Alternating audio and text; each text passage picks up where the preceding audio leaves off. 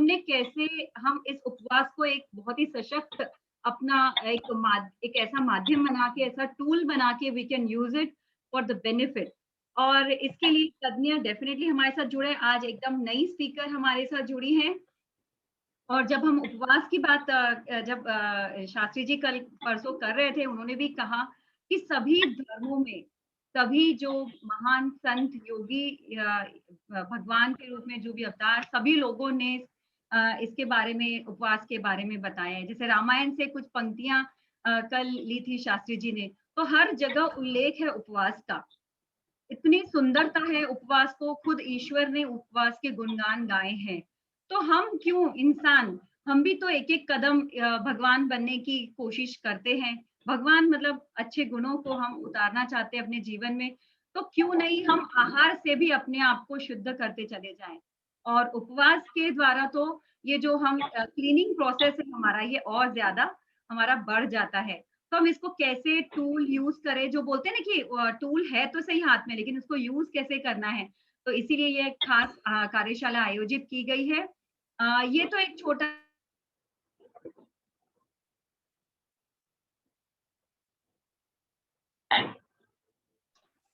जी mute हो गया है।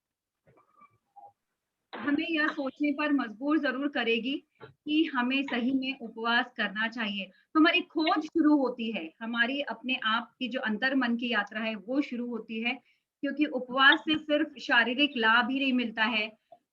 ये बीमारियाँ तो बहुत छोटी बात है, हम तो परमात्मा से मिलने की बात कर रहे हैं जब, तो जब हम अध्यात्म की बात करते हैं, रोज़ हम पूजा करते हैं, पाठ करते हैं, तो उपवास को भी हम अच्छे से करेंगे और इसको भी एक ज़रिया बनाएँगे। उस ईश्वर का एक जो अंश हम हैं, उसको हम पूरी तरह से खरा उतारने में इसकी सहायता लेंगे। है ना? तो आज हम मिलते हैं डॉक्टर शालिनी भार्गव जैन दीदी, जो हमारे साथ आई है। मैं उनका एक संक्षिप्त परिचय आपको देना चाहूँगी। शालिनी दीदी ये टीचर हैं कॉलेज में और ये पढ़ाती हैं और काफ़ी कम उम्र में इन्होंने अध्यात्म की तरफ अपने कदम जो है बहुत तेज़ी से बढ़ाए हैं। इनका एज़ अ टीचर 10 वर्ष का अनुभव है और इन्होंने आध्यात्मिक अध्ययन बहुत किया हुआ है। अगर आप लोग जानना चाहें तो बहुत लंबी लिस्ट है। समयासार, प्रवचन सार, नियम सार, पंचास्तिकाय, अष्टपादुक, छड़माल ढाला, ज्ञानानंद, रत्नाकरण श्रावकाचार। तो ये जो है ये मैं कुछ गलत इसमें नहीं उच्चारण करना चाहूंगी, पर हम दीदी से ही जानेंगे ये सब क्या चीजें हैं, ये सब क्या डिग्रियां हैं अध्यात्म में जो उन्होंने उत्तीर्ण की हैं, परीक्षाएं, धार्मिक परीक्षाएं। और बालबोध, वीतराग, तत्वज्ञान, विशारद, तो बहुत ही इन्होंने अपने आध्यात्मिक तौर पे बहुत ज़्यादा विकसित किया है और उस अनुभव को हमें वो आज साझा करने वाली है। और वो हमें ये सारी ये जो पर्यूषण पर्व हम सभी सुनते हैं, हमने देखा है, हमारे जो भी दोस्त मित्र हैं, वो कोई ना कोई जैन होते हैं और उनके मुँह से सुना है कि पर्यूषण पर्व वो मनाते हैं, उपवास करते हैं और क्या-क्या करते हैं, इसके बारे में हम उन्हीं से जानेंगे। तो मैं अभिवादन, वंदन, नमन करती हूँ डॉक्टर शालिनी दीदी का और इस विभु मंच पर उनका तहे दिल से स्वागत करती हूँ। शालिनी दीदी, सब लोग उत्सुक हैं आपको सुनने के लिए। के दृष्टिकोण से उपवास कैसे किया जाता है और उसके सारे लॉजिक जो है, उसका साइंस जो है, वो हम जानने की कोशिश करेंगे। जय जिनेंद्र, सादर जय जिनेंद्र सभी को। ये आपका बड़प्पन है कि आपने मुझे इतना अधिक प्रसिद्ध बना दिया है। अभी तो ऐसा कुछ नहीं है, ये सब सिर्फ मेरे लिए है। ओके, जय जिनेंद्र। इस वक्तव्य को शुरू करने के पहले मैं छोटा सा मंगलाचरण करना चाहूंगी।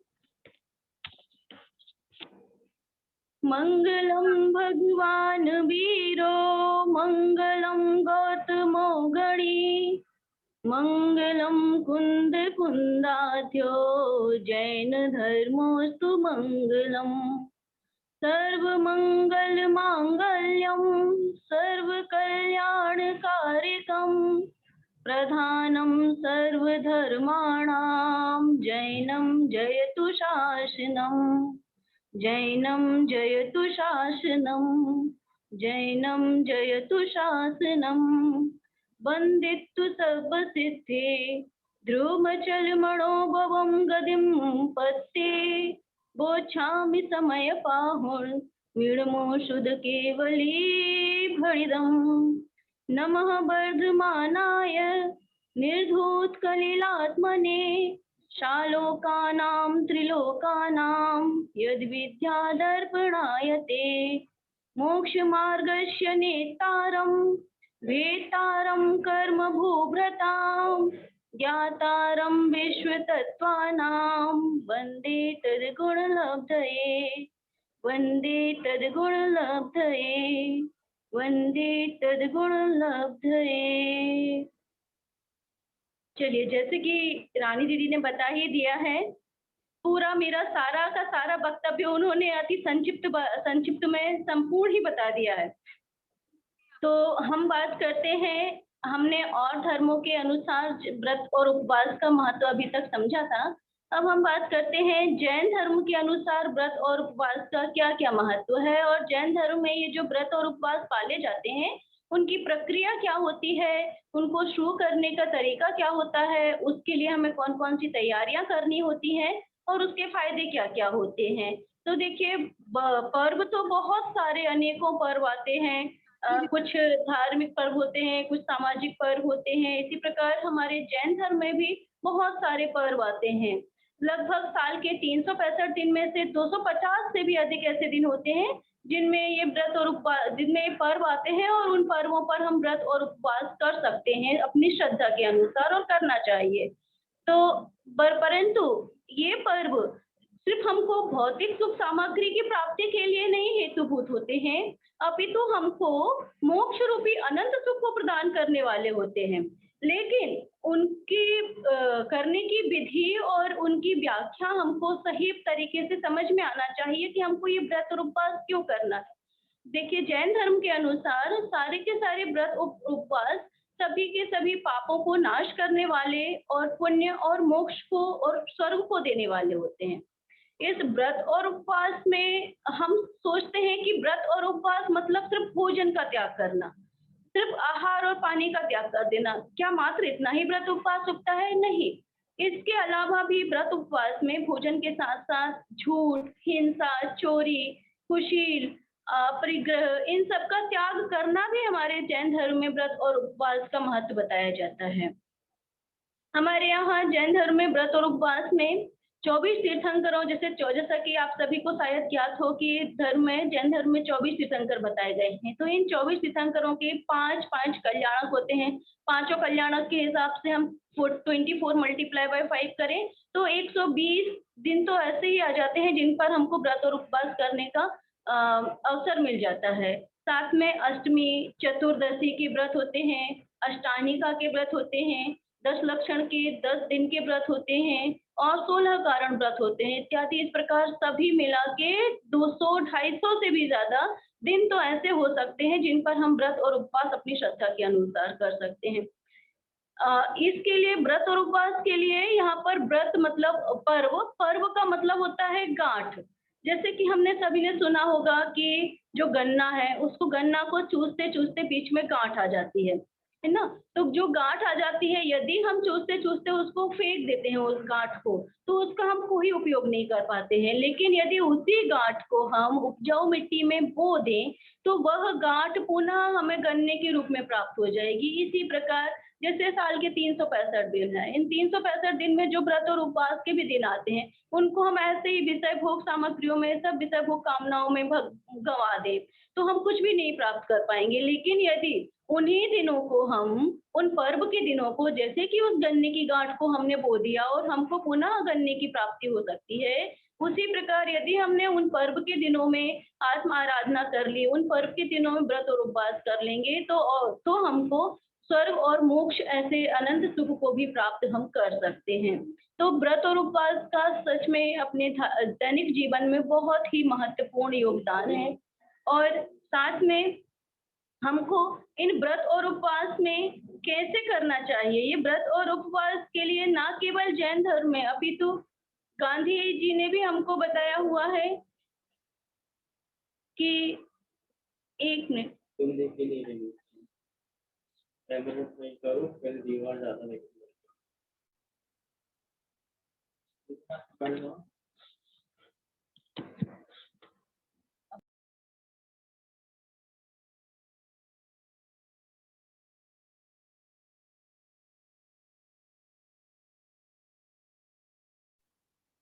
अब ठीक है। हेलो रानी दीदी। हाँ जी ठीक है अभी। I am visible? Yes yes yes, proper visible? हाँ हाँ जी जी।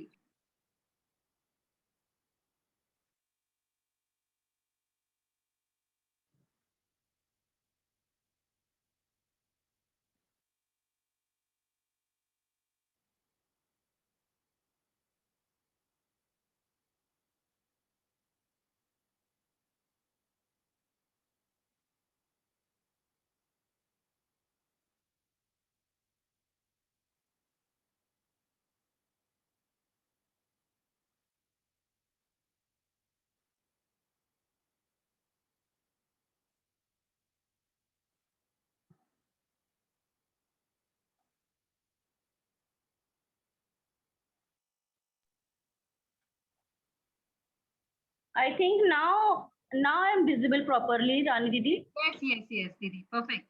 कि मुझे मैसेज आया कि प्रॉपर विजिबल नहीं आप। ओके हाँ जी बिल्कुल। हाँ ठीक ठीक। तो हम कहाँ थे कि व्रत और उपवास को हमको अपने दैनिक जीवन में बहुत महत्वपूर्ण योगदान है। अब इस व्रत और उपवास का जैन धर्म में तो ठीक है, अभी तो गांधी जी ने भी अपने एक उद्बोध है उनका, उनकी एक बुक है, उस बुक का नाम है कुदरती उपचार। उसमें भी उन्होंने ऐसा लिया हुआ है कि यदि हम व्रत और उपवास करते हैं उससे न केवल हमारे शरीर को अपितु हमारे आत्मा को भी, हमारे मानसिक स्तर को भी बहुत शांति मिलती है। उन्होंने खुद बोला था कि मैं साल में कई दिनों में उपवास करता हूँ, इससे जितना जितना मेरा शरीर पवित्र, जितनी जितनी मेरी आत्मा निरोग होती जाती है उतना उतना मेरा शरीर पवित्र होता जाता है। इस प्रकार गांधी जी ने भी अपना उद्बोधन इस व्रत और उपवास पर दिया था। अब हम इसका पहले फायदा देख लेते हैं, क्योंकि लाभ देख लेते हैं, क्योंकि हमें यदि किसी भी चीज का लाभ पता हो जाए कि हाँ इससे हमको लाभ मिलता है, तो हम ऑब्वियसली उसको करने के लिए इच्छुक हो जाते हैं, प्रतिज्ञाबद्ध हो जाते हैं। तो इस व्रत और उपवास करने से सबसे पहले तो ऑब्वियसली जितना भी, जैसे किसी दिन हमने खाना नहीं खाया है, भोजन ग्रहण नहीं किया है, तो उसके कारण से बॉडी के जितने भी विषैले तत्व थे वो डिटॉक्सिफिकेशन हो जाता है उनका। डिटॉक्सिफिकेशन हो जाता है मतलब उस टाइम पर जितने भी विषैले तत्व थे वो अन्य क्रियाओं के द्वारा हमारे शरीर से बाहर अपने आप निकल जाते हैं। भोजन तो हमने नहीं लिया है, इसलिए उस टाइम पर हमारी आंतों को भी एक्स्ट्रा वर्क नहीं करना पड़ता है, और उससे हमारा जो मानसिक स्तर है, जो मानसिक स्वास्थ्य है, वो मानसिक स्वास्थ्य भी हमारा इफेक्टिव होता है।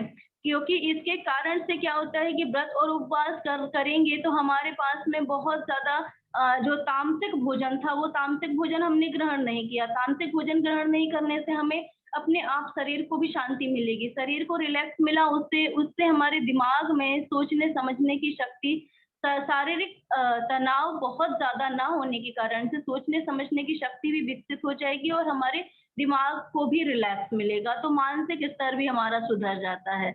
और जैसा कि आजकल चल भी रहा है कि हमको बहुत मोटे हो गए हैं अनाप शनाप भोजन के कारण से, तो मोटापा भी बहुत अच्छे से कम हो सकता है ना। और साथ में जो इंटेस्टाइन है, जो हमारे आते हैं इंटेस्टाइन है, वो इंटेस्टाइन भी उसमें साथ साथ में यदि हम व्रत और उपवास करेंगे और उस टाइम पर कुछ समय के लिए खाना बंद कर देंगे, यदि जैसे हम लौकिक रूप से समझें कि यदि हम किसी भी मशीन को बहुत ज्यादा वर्कलोड दें तो वो अपने आप धीरे धीरे बहुत जल्दी खराब होती जाएगी। इसी प्रकार और हम उसको थोड़ा सा रिलैक्स दे दें तो अपने आप वर्क अच्छा करने लगेगी। ऐसे हम आंतों को थोड़ा सा रिलैक्स दे देंगे तो उसके कारण से हमारे आंतों पर बहुत ज्यादा जोर ना पड़कर वो आते भी जो हो जाएंगी वो हेल्दी हो जाएंगी, इंटेस्टाइन भी है वो भी हमारा हेल्दी हो जाएगा और इससे हमारी हीलिंग प्रोसेस भी बहुत अच्छी हो जाती है।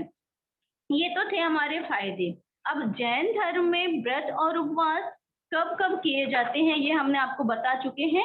ये कैसे किए जाते हैं इनकी भी कुछ विधि होती है। उसके लिए हम उदाहरण के तौर पर हम बताते हैं कि हमारे यहाँ 10 लक्षण पर्व आते हैं। आप सभी ने शायद आपके फ्रेंड्स भी होंगे जैन में, कुछ तो आपने सुना होगा कि हमारे 10 लक्षण पर्व चल रहे हैं, पर्युषण पर्व चल रहे हैं।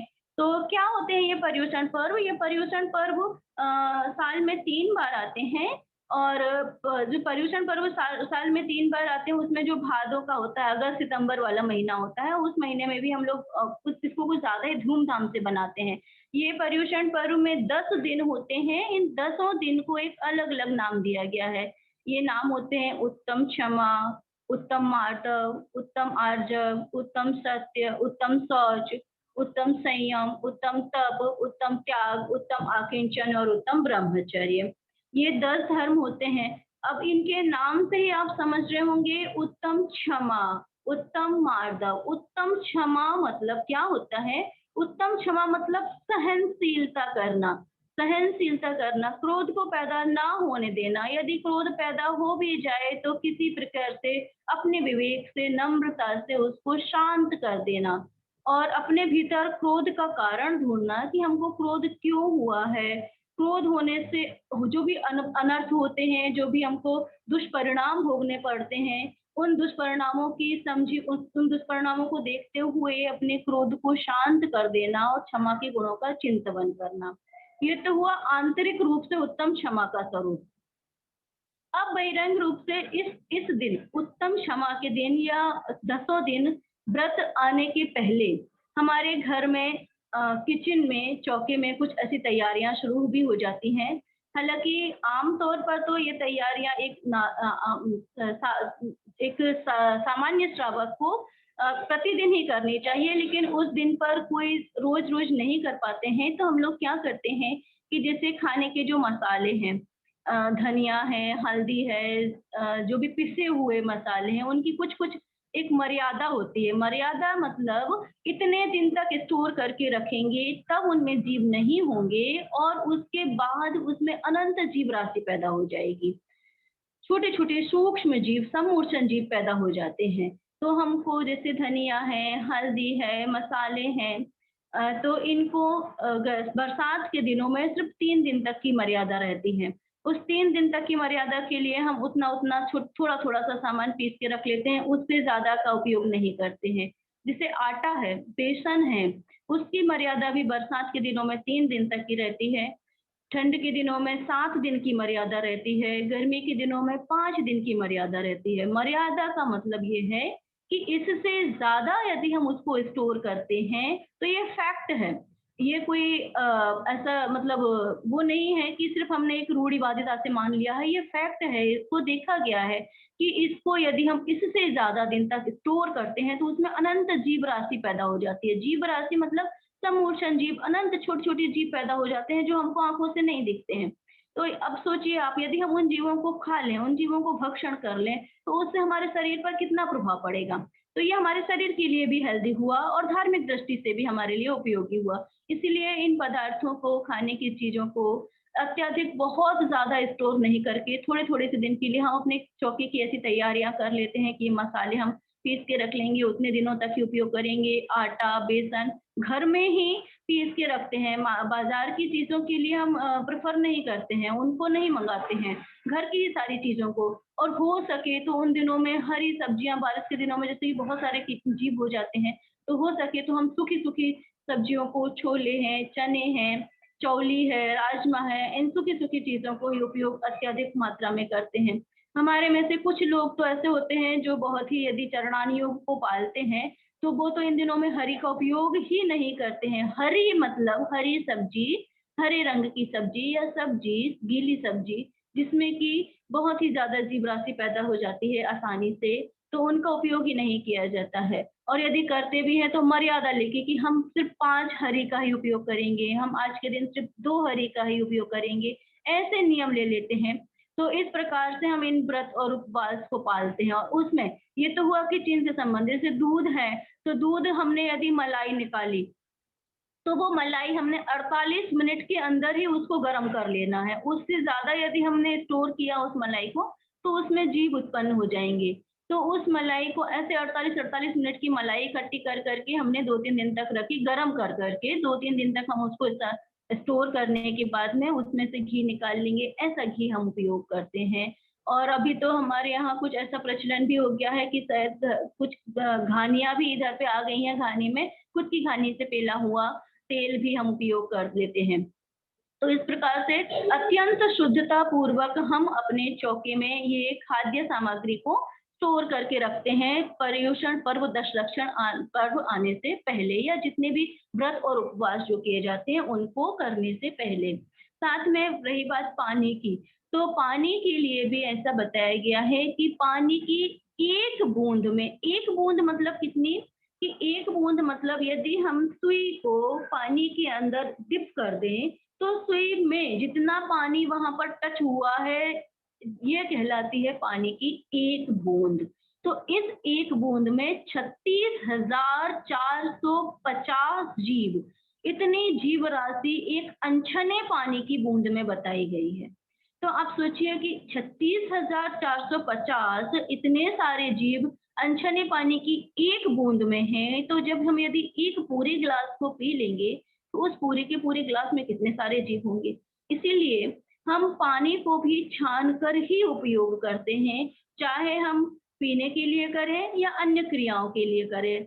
तो उस टाइम पर पानी को छानने का तरीका है, अब उसके लिए भी बहुत सारे ऐसे उपाय होते हैं कि 48 या तो हर 48 मिनट में हम उसको छान लें, और नहीं तो उसके लिए भी मर्यादा होती है कि पानी का जो स्टोर करके रख लिया है पतीली में हमने छान के रख लिया, उसमें यदि हम सौंफ, लौंग या इलायची ऐसा कुछ भी पदार्थ उसमें मिला देते हैं तो उसकी मर्यादा 6 घंटे तक की हो जाती है। उससे उतने समय तक 6 घंटे तक उस पानी में जीव नहीं होते हैं। और इसके अलावा यदि हमने पानी को उबाल लिया है, इतना उबालें पतीली को कि उबालते समय उसमें पानी में नीचे से बबल उठने लगे, सिर्फ तली में बबल उठने लगे, तो उस पानी की मर्यादा हो जाती है 12 घंटे की। और यदि हमने उसको एकदम उबाल लिया है, तेजी से बिल्कुल उबलने लगता है, उसमें बबल्स, बड़े बड़े बबल्स ऊपर उठने लगे, तो उसकी मर्यादा हो जाती है 24 घंटे की। इस तरीके से हम अपने किचन में पानी को और खाद्य सामग्रियों को व्रत और उपवास के पहले से तैयार करके रख लेते हैं। तो ये तो होती है व्रत और उपवास से पहले की तैयारी हमारी। और व्रत और उपवास करते कैसे हैं? जिस दिन व्रत का दिन होता है, दशलक्षण का हमारा हम एग्जाम्पल लेते हैं दशलक्षण का, हालांकि सारे व्रतों में ही ऐसा करते हैं, लेकिन जैसे उत्तम क्षमा का दिन हुआ तो शुरुआत से ही हम सुबह से उठ के सबसे पहले सुबह से उठ के हम अपनी दैनिक क्रियाओं से निवृत्त होकर मंदिर जाएंगे। मंदिर जी में जाकर हम पूजन पाठ करते हैं। पूजन पाठ के लिए हमारी कुछ पर्टिकुलर प्रक्रिया होती है। अष्टद्रव्य से हम भगवान जी की, श्री जी की पूजन करते हैं, और जो पुरुष वर्ग होता है वो भगवान जी का अभिषेक और प्रक्षाल करता है। और वहां पर इन दोनों के लिए प्रक्षाल और पूजन करने के बाद, और जितनी भी महिलाएं होती हैं उनको श्री जी का स्पर्श करना हमारे यहाँ अलाउ नहीं होता है, इसलिए वो दूर से ही कुछ द्रव्यों से जल, चंदन, अक्षत, पुष्प, दीप, धूप और फल और अर्घ, ऐसे हमारे 8 द्रव्य होते हैं। इन 8 द्रव्यों के माध्यम से हम लोग पूजन करते हैं। भगवान की पूजन करने के बाद में कुछ वहां पर विद्वतगण होते हैं जो शास्त्रों के माध्यम से हमको अच्छी अच्छी चीजों को समझाते हैं, शास्त्रों का अर्थ समझाते हैं। तो वहां पर शास्त्रों का अर्थ हम लोग सुनते हैं, प्रवचन सुनते हैं। प्रवचन सुनने के बाद में हम, उसके पहले हम किसी भी प्रकार का कोई चौके में खाने से संबंधित कार्य नहीं करेंगे। फिर घर पर आएंगे, उसके बाद हम विकल्प करेंगे कि हमको क्या बनाना है। उसके पहले हमको विकल्प भी नहीं करना है कि हमको आज क्या खाना है, हमको आज क्या बनाना है। सिर्फ धर्म, उस टाइम पर सिर्फ धर्म क्रियाकलाप में ही हमको प्रवृत्त होना है। उसके बाद हम घर पर आते हैं। घर पर आने के बाद में हमें जो भी उचित सामग्री दिखती है उसको हम, भक्ष्य सामग्री को हम अपने खाने के लिए, भोजन के लिए बनाते हैं। दाल, चावल, रोटी, सब्जी, सिर्फ सात्विक भोजन ही करते हैं उन दिनों में। दाल, चावल, रोटी, सब्जी कुछ जो उपवास करते हैं वो तो उनका अलग ही प्रक्रिया होती है, या तो सिर्फ निर्जल ही कर लेते हैं, या कुछ लोग सिर्फ पानी पीकर ही उपवास पूरे दिन भर, पानी सिर्फ एक बार ही लेना है बस, इस तरीके से उपवास किया जाता है। और जो एकासन करते हैं उनके ये तरीके होते हैं कि वो व्रत पूजन पाठ के पश्चात घर में आकर भोजन बनाएंगी, महिलाएं भोजन बनाएं, और उसके बाद में सिर्फ उसको थाली में एक बार या जितनी बार भी लेकर एक बार में एक ही स्थान पर बैठकर हमको भोजन करना होता है। और एक बार में हमने भोजन कर लिया, उसके बाद हम ये नियम ले लेते हैं कि अब हम इसके बाद में भोजन नहीं करेंगे। पूरे दिन भर भोजन, जो एक आसन करते हैं वो पूरे दिन भर उसके बाद भोजन नहीं करेंगे। भोजन नहीं करेंगे मतलब ये कि भोजन में अब हम अपना उपयोग ना लगाकर अब हम इसके बाद धार्मिक क्रियाकलापों में, भगवान की आराधना में, भक्ति आराधना में, आत्म आराधना में अपना पूरा समय लगाएंगे, क्योंकि ये दिन हमारे लिए बहुत ही महत्वपूर्ण और बड़े ही सौभाग्य से प्राप्त हुए हैं, हम ऐसा मानते हैं। तो पूरे दिन हम धार्मिक क्रियाकलापों में ही अपना उपयोग लगाते हैं। तो ये हुआ बहिरंग स्वरूप की धार्मिक क्रियाकलापों में इस तरीके से हम उपयोग लगाते हैं, और व्रत और उपवास इस तरीके से करते हैं। अब जो हम अंतरंग स्वरूप की बात कर रहे थे कि उत्तम क्षमा, उत्तम क्षमा, तो बोला कि उत्तम क्षमा मतलब होता है सहनशीलता। मतलब किसी ने हमको पिटाई की, किसी ने हमको चांटा मारा और हमने उसको रिप्लाई नहीं किया, क्या मात्र इतना ही उत्तम क्षमा है? नहीं, इतना अकेला उत्तम क्षमा नहीं है। जैसे मैं अपने स्टूडेंट्स को भी समझाती हूँ, फिजिक्स एक्चुअली मैं लेती हूँ, स्कूल में फिजिक्स पढ़ाती हूँ, तो उनको भी समझाती हूँ कि जब तक आप किसी भी चीज के तथ्य के बारे में नहीं जानेंगे, कॉन्सेप्ट के बारे में नहीं जानेंगे, तो आप समझ ही नहीं पाएंगे कि ऐसा क्यों, हमको ये क्यों करना है और क्यों करना है, ये यदि हमने नहीं समझा तो हम उस चीज को रूढ़िवादिता से 1 दिन करेंगे, 2 दिन करेंगे, हम उसको कंटिन्यू नहीं कर पाएंगे। उसी प्रकार हमको धर्मों में भी सिर्फ हमको वही अप्लाई करना है कि कोई भी चीज हम जानते हैं, करना चाहते हैं, करते हैं, तो उसके पीछे के हमको तथ्य को समझना बहुत जरूरी है। कि जैसे बोला कि उत्तम क्षमा, तो उत्तम क्षमा मतलब सहनशीलता, मतलब सामने वाले पर क्षमा कर देना। तो सामने वाले पर क्षमा क्यों करना हमें? सामने वाले पर क्षमा इसलिए करना क्योंकि हम सिर्फ मूलतः आत्मा से जुड़े हुए हैं, मैं आत्मा हूँ। तो हमारा जीवन सिर्फ 10, 20, 50 या 100 साल का नहीं है, इसके पहले भी आत्मा अनादिकाल से था और अनंत काल तक रहेगा। तो अनादिकाल से रहा, अनंत काल तक रहेगा, तो कुछ ना कुछ कर्म करते हुए आ रहे हैं, कुछ ना कुछ कर्म करते हुए आ रहे हैं। तो उसके लिए हमने पूर्व में जैसा किया होगा, हमको वर्तमान में बिल्कुल वैसा ही मिलेगा। जैसे हम लौकिक उदाहरण की दृष्टि से समझाएं, तो जैसे हमने अपने पास में एक टिफिन रखा हुआ है, स्कूल जा रहे हैं, हमने टिफिन रख लिया, तो हमारे पास में खाने के लिए जो हम लेके गए हैं घर से, टिफिन में हम बाहर जाएंगे, स्कूल जाएंगे, कहीं भी जाएंगे, और हम अपना टिफिन खोलेंगे तो हमको वही खाने को मिलेगा। बिल्कुल उसी तरह कि हमने यहाँ पर जो पूर्व में मैंने खुद ने जो कर्म किए हैं, आज वर्तमान में जो हमारे पास में जो हमको मिल रहा है वो हमारे खुद के ही कर्मों का उदय है। यदि हमने सामने वाला यदि हमको मार रहा है तो ये मेरे ही कर्म का उदय है कि उसका ऐसा भाव आया कि इसको, इस पर क्रोध किया जाए या इसको क्रोध करने के कारण उत्पन्न किए जाए। आज मैंने, उसने हमको ऐसी परिस्थिति, सामने हमें ऐसी परिस्थिति उत्पन्न हुई, आज मैंने भी उसमें तुरंत क्रोध करके हमने भी वही परिस्थिति उत्पन्न कर ली। क्या हुआ? क्रोध करने के टाइम पर हमको फिर से वैसे ही कर्म बंध गए। अब हम इसके बाद में, इस जन्म के बाद में भी हमारा कोई पूर्णता मरण तो नहीं है, आत्मा तो अनादि अनंत है, अगले किसी भोग में जाएगा, तो फिर से हमको वही कर्म फिर हमको भोगने पड़ेंगे। फिर हमको कोई क्रोध दिलाएगा, फिर हम उसको क्रोध दिलाएंगे।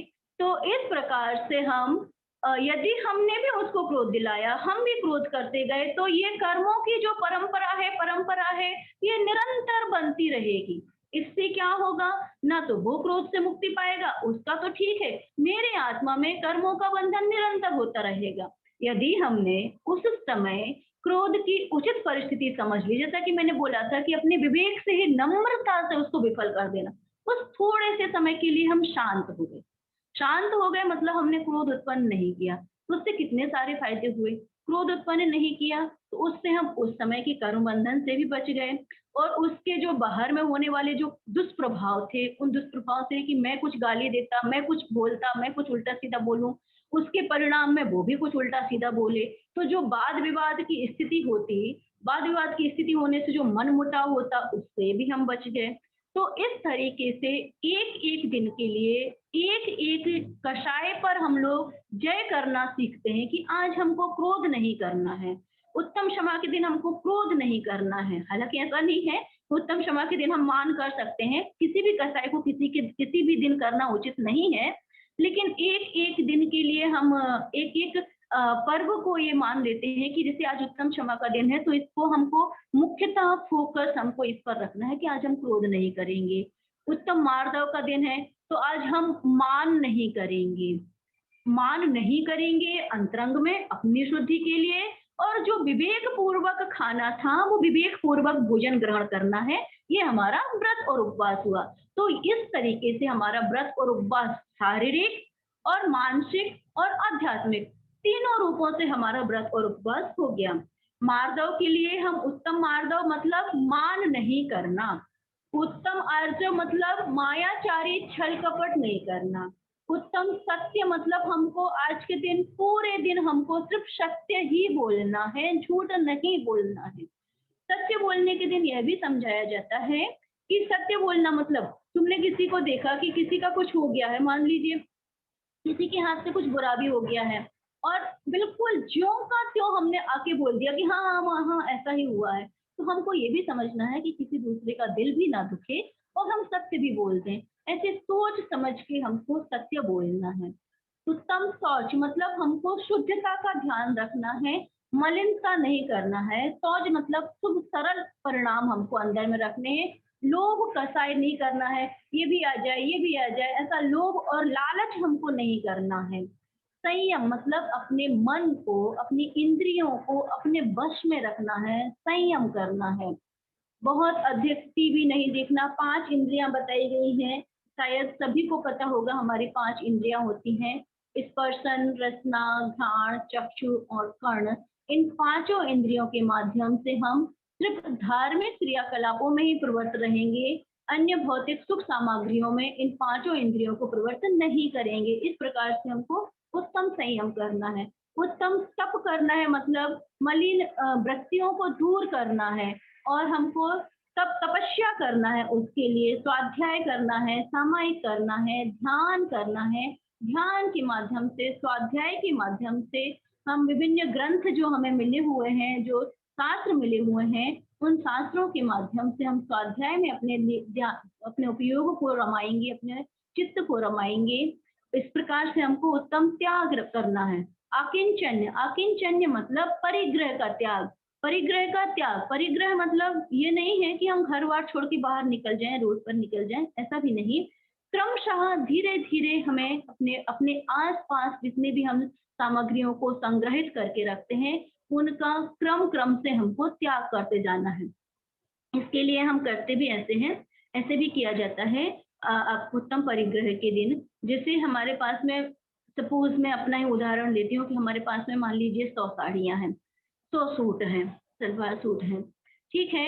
हमारे पास में बहुत जरूरी नहीं है कि 100 से ही काम चलाया जाए, हमने 50 का या 100 का, हमें ठीक है 100 का भी नियम लेना है, तो हमने आजीवन पूरे जीवन हमने 100 सामग्री, 100 साड़ियों का हमने नियम ले लिया। अब पूरे यूनिवर्स में, पूरे विश्व में, पूरे संसार में कितनी साड़ियां होंगी? अनंत साड़ियां होंगी, अनंत कपड़े होंगे। उन अनंत कपड़ों से अपने आप को संकुचित करके उन हम 100 पर अपने को सीमित कर लिया हमने। उससे क्या हुआ, हम इतने सारी चीजों के पाप से तो बच गए। 100 साड़ियों के पाप से 100 को छोड़ के बाकी सारी साड़ियों को ग्रहण करने के पाप से हम बच गए। 100 सूट को छोड़ के बाकी 100, दैट मीन 100 सूट को छोड़ के बाकी सारे सूट को, बाकी सारी साड़ियों को, बाकी अन्य कपड़ों को, इन सब के हम सामग्रियों के ग्रहण से हम बच गए, और उतने में हमने अपने आप को सीमित और संकुचित कर लिया। इससे क्या हुआ, इससे अब उन चीजों के बनने में जितने जीवों की हिंसा हो रही थी, जितना जितना जीवों की हिंसा हो रही थी, जितने जीव मर रहे थे, उन सारे चीजों के पाप से बच के हमने सिर्फ उतने में अपने आप को संकुचित और सीमित कर लिया। ऐसा नहीं है कि हमें जो आवश्यकता है उस आवश्यकता को भी हम करें, व्यर्थ में आवश्यकता पर भी हम भार डाल दें, अपने आप पर अनावश्यक भार नहीं डालना है, लेकिन जितनी सामग्री से हमारा चल सकता है उतने को तो हम कर ही सकते हैं। तो इस प्रकार से ऐसे ही हमारे यहाँ हरी का भी त्याग किया जाता है। जैसे मैंने अभी बताया हुआ था कि हरी सब्जियों में सिर्फ हमने 5 सब्जियों को ग्रहण किया, 10 सब्जियों को ग्रहण किया। कोई भी हमारे ख्याल से इतने सारे लोग जुड़े होंगे, आप खुद दिमाग से सोचिएगा कि एक दिन में हम 10 या 20 सब्जियों को छोड़कर इससे ज्यादा एक दिन में उपयोग नहीं करेंगे।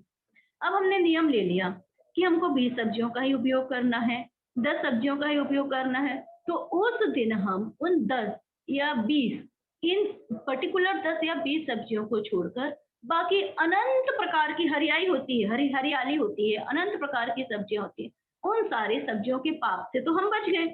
तो इस प्रकार से परिग्रह उत्तम आकिंचन पर्व हमको ये प्रेरणा देता है कि हम अपने चारों तरफ के सामग्रियों को, अपने चारों तरफ की आवश्यकताओं को सीमित करें और सीमित आवश्यकताओं के तौर पर हम अपना जीवन यापन करें। ये नहीं बोल रहे हैं कि दरिद्रता के तरीके से हम अपना जीवन यापन करें, अपितु हम सामग्रियों को, अपनी आवश्यकताओं को थोड़ा संकुचित कर सकते हैं, आवश्यकताओं को हम किसी परिमाण में रख सकते हैं। तो इस परिमाण में रहते हुए हम अपना जीवन यापन बहुत ही सुंदर तरीके से कर सकते हैं। अब इसके बाद में हमारा 10वां धर्म आता है उत्तम ब्रह्मचर्य का धर्म। उत्तम ब्रह्मचर्य ये तो बहुत ही आवश्यक है, और जैसा कि हमारे यहाँ ये अनावश्यक केस बढ़ते भी जाते हैं, महिलाओं को और लड़कियों को गंदी निगाहों से देखा जाता है, और ये रेप के केस, बलात्कार के केस बढ़ते जाते हैं। तो हमारा धर्म ये संदेश देता है कि हम अपनी पत्नी को छोड़कर या हम अपने पति को छोड़कर अन्य समस्त जितने भी पुरुष जाति के जीव हैं, hello hello, my voice is coming?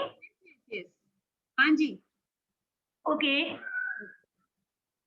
जितने भी पुरुष जाति के जीव हैं, महिलाओं के लिए हम संदेश देते हैं कि जितने भी पुरुष जाति के जीव हैं उन सबको हम भाई, पिता, इनकी दृष्टि से देखें। ब्रह्मचर्य के दिन हमें ये संदेश मिलता है।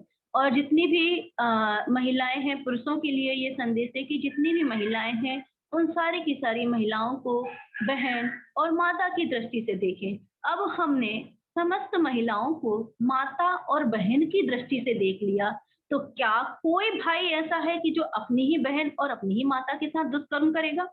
नहीं ना। क्या कोई भी लड़की या कोई भी महिला ऐसी है जो अपने ही भाई को या अपने ही पिता को गलत दृष्टि से देखना चाहेगी या देखना पसंद करेगी? तो ये उत्तम ब्रह्मचर्य का धर्म यदि हमने पालन कर लिया तो हमारे समाज से ये जो बहुत ही घिनौनी बुराई जो चल पड़ी है वो मूलतः ही समाप्त हो जाएगी, जड़ से ही समाप्त हो जाएगी, यदि हमने उत्तम ब्रह्मचर्य का थोड़ा सा अंश भी अपने हृदय में धारण कर लिया। तो इस प्रकार से उत्तम क्षमा, उत्तम मार्दव, उत्तम आर्जव, उत्तम सत्य, उत्तम शौच, उत्तम संयम, उत्तम तप, उत्तम त्याग, उत्तम आकिंचन्य और उत्तम ब्रह्मचर्य, ये 10 धर्म हमको ये प्रेरणा देते हैं कि हम अपने जीवन को बहुत ही सुंदर और स्वाभाविक और बहुत ही सुव्यवस्थित तरीके से धार्मिक दृष्टिकोण से चलाते हुए इस संपूर्ण जीवन को हम सार्थक कर सकते हैं। संपूर्ण जीवन को हम, जिसके लिए हम मनुष्य पर्याय हमको मिली है, उस मनुष्य पर्याय को सार्थक करके हम दूसरे भाव में जाकर हम अपना जो ये मनुष्य भाव है हमने पूर्णतः सार्थक कर लिया। हमने इसको व्यर्थ ही नहीं गंवाया है, सिर्फ पाप का ही संचय हमने इस मनुष्य भाव में नहीं किया है। हम इस तरीके से अपने जीवन को जीकर हम ऐसे अपने पूर्णतः मनुष्य भाव को सार्थक भी कर सकते हैं। तो इस प्रकार से हमको व्रत और उपवास से, सिर्फ छोटी छोटी सी क्रियाएं की हमने, सिर्फ व्रत और उपवास किया और ये छोटे से संदेश को अपने जीवन में उतारा है, उससे हमारा क्या हो गया कि हमने अपने आप को पूरा ही सुधार लिया, हमने अपने आप को संपूर्णता ही बदल दिया। और इस तरीके से हमने अपना जो मनुष्य भाव था ये बहुत ही प्रयत्न से मिला था हमें नहीं पता है कि ये मनुष्य भाव जो हमको मिला है वो ऐसे ही नहीं मिल गया है। हमारे यहाँ जैन धर्म में ये भी बताया जाता है कि जो गतियाँ होती हैं, ये गतियाँ 4 होती हैं।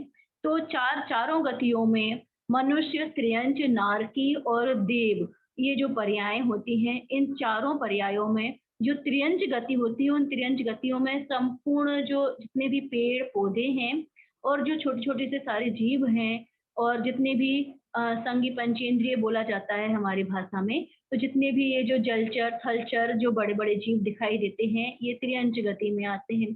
तो इन पर हम खुद भी देखते होंगे अपनी लौकिक दृष्टि से कि कितने सारे इनको दुख मिलते हैं, इन पर कितने सारे जुल्म किए जाते हैं। लेकिन जो मनुष्य पर्याय मिलती है, ये बहुत सारे पुण्य को अर्जन करके मिलती है, ये ऐसे ही नहीं मिलती है। सुमेरु पर्वत के बराबर यदि हम पुण्य को एकत्रित करेंगे तो हमको ये जाकर ये मनुष्य पर्याय मिलती है। और ये मनुष्य पर्याय हमको मिलती है तो हमारे जो 10 लक्षण की पूजन होती है उसमें भी बोला जाता है दमरी रूकन भाग बिकाया। मतलब हमने जो हम सब्जी वगैरह खरीदने जाएं तो हम बोल देते हैं ना कि थोड़ी सी धनिया पत्ती दे देना, थोड़ी सी मिर्ची दे देना, तो उसकी भांति हमने ऐसे बिल्कुल साइड में ही अपने को, अपने आप को, अपने अपने पूरे संपूर्ण जीवन को ऐसे ही व्यर्थ गंवा दिया। तो क्या हमको दमरी रूंकन मतलब ऐसे धनिया पत्ती जैसे ये छोटी छोटी सी चीजों जैसे हमें अपने ही इस महत्वपूर्ण, अति उपयोगी और अति दुर्लभ मनुष्य पर्याय को हमको ऐसे ही नहीं गंवाना है। इसलिए हम इन छोटी छोटी सी चीजों को अपने मनुष्य पर्याय में अपनाकर, व्रत और उपवास में अपनाकर हम इस संपूर्ण जीवन को सार्थक बना सकते हैं। हम अपने आप को व्रत और उपवास करके शारीरिक, मानसिक, आध्यात्मिक तीनों के दृष्टिकोण से हम अपने जीवन को सुव्यवस्थित, सरल, सार्थक, उपयोगी बना सकते हैं और सफल बना सकते हैं। मानसिक मतलब हमारा दिमाग जो है, हमारा जो दिमाग है, जो हमारा पूरा सोचने समझने की शक्ति है, जब हम, सीधी सी बात है कि जब हम हिंसा नहीं करेंगे, मान नहीं करेंगे, मायाचारी नहीं करेंगे, लोभ नहीं करेंगे, तपस्या करेंगे, अपने आप को सभी सामग्रियों से हम संकुचित कर लेंगे, तो आप खुद ही सोचिए कि हमारा दिमाग कितना शांत हो जाएगा। हमारा दिमाग अनावश्यक अनाप शनाप चीजों को हाय हाय हाय हाय ये करना ऐसे करना ऐसे करना ऐसे समझने से, मतलब ऐसा करने से हमारा जो दिमाग है वो शांत हो जाएगा। शांत हो जाएगा तो इस व्रत और उपवास से हमें मानसिक शांति भी मिल गई, शारीरिक शांति भी मिल गई। हमने बाहर के परगल अनावश्यक चीजों का भक्षण नहीं किया जिसमें अनंत जीव राशि उत्पन्न होती है। ऐसी खाद्य सामग्री को हमने उपयोग नहीं किया है, ऐसी खाद्य सामग्री को हमने नहीं लिया है, तो हमारा शारीरिक स्वास्थ्य भी ठीक हो जाएगा व्रत और उपवास के ही माध्यम से। और साथ साथ में जब हम ये चारों कसाय नहीं करेंगे, मर्यादा पूर्वक भक्ष्य अभक्ष्य का विवेक करते हुए हम भक्ष्य चीजों को खाएंगे, तो उससे हमें इस भाव के साथ साथ अगले भाव के लिए हमें पुण्य अर्जन करने का मौका मिलेगा और इस प्रकार से हम अपना आध्यात्मिक जीवन भी सुधार पाएंगे। इस तरीके से मैं समझती हूँ कि शारीरिक, मानसिक और आध्यात्मिक इन तीनों ही दृष्टिकोण से व्रत और उपवास करना अत्यंत ही लाभकारी है और हर एक व्यक्ति को अपने जीवन में अपने शक्ति प्रमाण, धर्म में कहा भी जाता है कीजिए शक्ति प्रमाण, शक्ति बिना श्रद्धा रखें। मतलब जितनी शक्ति हमारी है उतनी शक्ति के अनुसार हम व्रत और उपवास और तपस्या करें, और जितनी शक्ति नहीं है उसको ये नहीं सोचें कि मुझे नहीं करना है, नहीं मैं इतना नहीं कर सकता। ऐसे ना सोच के, नकारात्मक ना सोचते हुए सकारात्मक सोचें कि हाँ करना तो इतना ही योग्य है, अभी तो हम नहीं कर पा रहे हैं, तो जैसे हमारी शक्ति मिलती है वैसे वैसे हम करते रहेंगे। लेकिन श्रद्धान ऐसा ही रखना है कि करना तो ऐसा ही चाहिए, सही तो यही है। इस प्रकार से हम श्रद्धान रखते हुए अपनी शक्ति के अनुसार व्रत और उपवास को हम करें, अपने जीवन में लाएं और अपने जीवन को हम सार्थक बनाएं, और धीरे धीरे इस आध्यात्मिक मार्ग पर चलते चलते हम और आप सभी मोक्ष को प्राप्त करें और अनंत सुख को प्राप्त करें। इस तरह से मैं अपने वक्तव्य को विराम देती हूँ। सादर जय जिनेंद्र। और आप सभी का बहुत बहुत धन्यवाद कि जो आपने मुझे सुना। और रानी दीदी और आपका पूरा जो ट्रस्ट है उसके लिए बहुत बहुत धन्यवाद ज्ञापित करती हूँ कि आपने मुझे ऐसा मौका दिया कि मैं अपनी भावनाओं को आपके सामने व्यक्त कर सकूं। बहुत बहुत धन्यवाद आपका। धन्यवाद दीदी, बहुत बहुत धन्यवाद। यहाँ पर किसी को कोई प्रश्न, कुछ और जानने की उत्सुकता, तो आप लोग हैंड रेज कर सकते हैं। दीदी मैं कुछ पूछना चाहूंगी कि ये उपवास पर्युषण पर्व के बारे में, तो ये कितने दिन का होता है और ये कहाँ अपने घर पर ही रहकर किया जाता है और उसमें क्या खाया पिया जाता है, मतलब आप लोग कैसे करते हैं इसे? हाँ हाँ, ये पर्युषण पर्व जैसा कि आपने पूछा कितने दिनों का होता है, तो ये पर्युषण पर्व को 10 लक्षण व्रत भी बोलते हैं। तो 10 लक्षण व्रत मतलब ये 10 दिन के होते हैं। और ये जो 10 दिन के व्रत होते हैं, तो उस टाइम पर यदि हमको किसी तीर्थ क्षेत्र में जाने का मौका मिले तो वहां पर हम इन समस्त भौतिक चीजों से तो हम निवृत्त होकर तीर्थ क्षेत्र पर भी जाकर हम, यदि हम अपना समुचित खाद्य सामग्रियों का अपना एक एकत्रित करके कि ये हम वहां पर ले जाए या वहां हमारी सुविधा हो जाए, तो उन तीर्थ क्षेत्रों पर जाकर भी हम कर सकते हैं।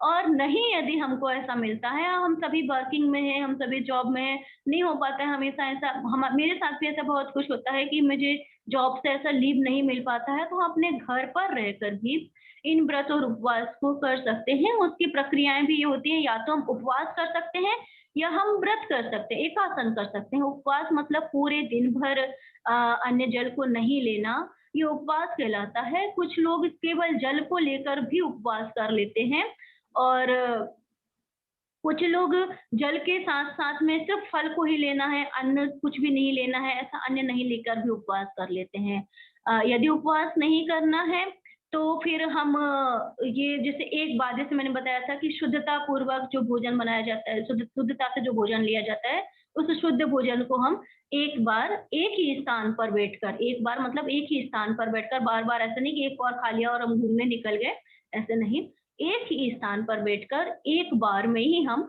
उतने भोजन को अपने मतलब जितने में हमारा पेट भर जाए उतने भोजन को हम ग्रहण कर लेते हैं। इस प्रकार एक बार भी हम उपवास कर एक बार हम व्रत को कर लेते हैं, इसको हम एकासन बोलते हैं। तो इस तरीके से किया जाता है। और जो विधि होती है, विधि के लिए तो जैसे पूजन पाठ वगैरह के लिए तो मंदिर का होता है, और विधि के लिए हमने जो शुद्धता पूर्वक भोजन बना लिया, उसके बाद में कुछ लोग इसकी बहुत सारी प्रक्रियाएं भी होती हैं। कुछ लोग तो ऐसा नियम भी ले लेते हैं कि जैसे पुरुष वर्ग है या महिलाएं भी है, तो एक बार जितना थाली में परोस लिया उतना ही खाना है, इससे ज्यादा नहीं खाना है। नहीं ऐसा भी नहीं ले पाते हैं तो ऐसा ले लेते हैं कि एक जगह ही बैठकर एक बार में ही इतने भरपेट भोजन को ग्रहण करेंगे। भोजन हमने ग्रहण कर लिया, हमारा पेट भर गया है, उसके बाद में अब हमने नियम ले लिया है, प्रतिज्ञा ले ली है कि इसके बाद हम पूरे दिन भर भोजन नहीं लेंगे, 24 घंटे में सिर्फ एक बार ही लेंगे, उसके बाद में हम पूरे दिन भर भोजन नहीं लेंगे। या हम सिर्फ पानी ही लेंगे, या फिर नहीं किसी का चल पाता है तो सिर्फ दूध ही लेंगे, दूध या कोई एक फल, या सिर्फ पानी ही लेंगे। इस तरीके से सिर्फ दिन में एक बार भोजन करके भी एकासन किया जाता है, और उपवास तो ऐसे किया जाता है। ऐसा भी कह सकते हैं शालिनी दीदी कि इससे विल पावर बढ़े, हमारा विल पावर बहुत अच्छे से बढ़ता है, हमारा विल पावर बहुत अच्छे से बढ़ता है। और इसमें साथ साथ में हम बार बार मुंह झूठा भी नहीं करते हैं। ऐसा नहीं है कि जैसे एक बार ले लिया, फिर से हम आए तो फिर एक बार बैठ के खा लिया, फिर हम एक बार आए तो फिर एक बार बैठ के खा लिया, ऐसा भी नहीं करते हैं। हम बार बार मुंह झूठा भी नहीं करते हैं। इसमें एक बार अकेला झूठा किया हमने, मुंह सिर्फ एक बार ही भोजन लेंगे 24 घंटे में, उसके बाद उन 24 घंटों में हम दोबारा भोजन ग्रहण नहीं करेंगे।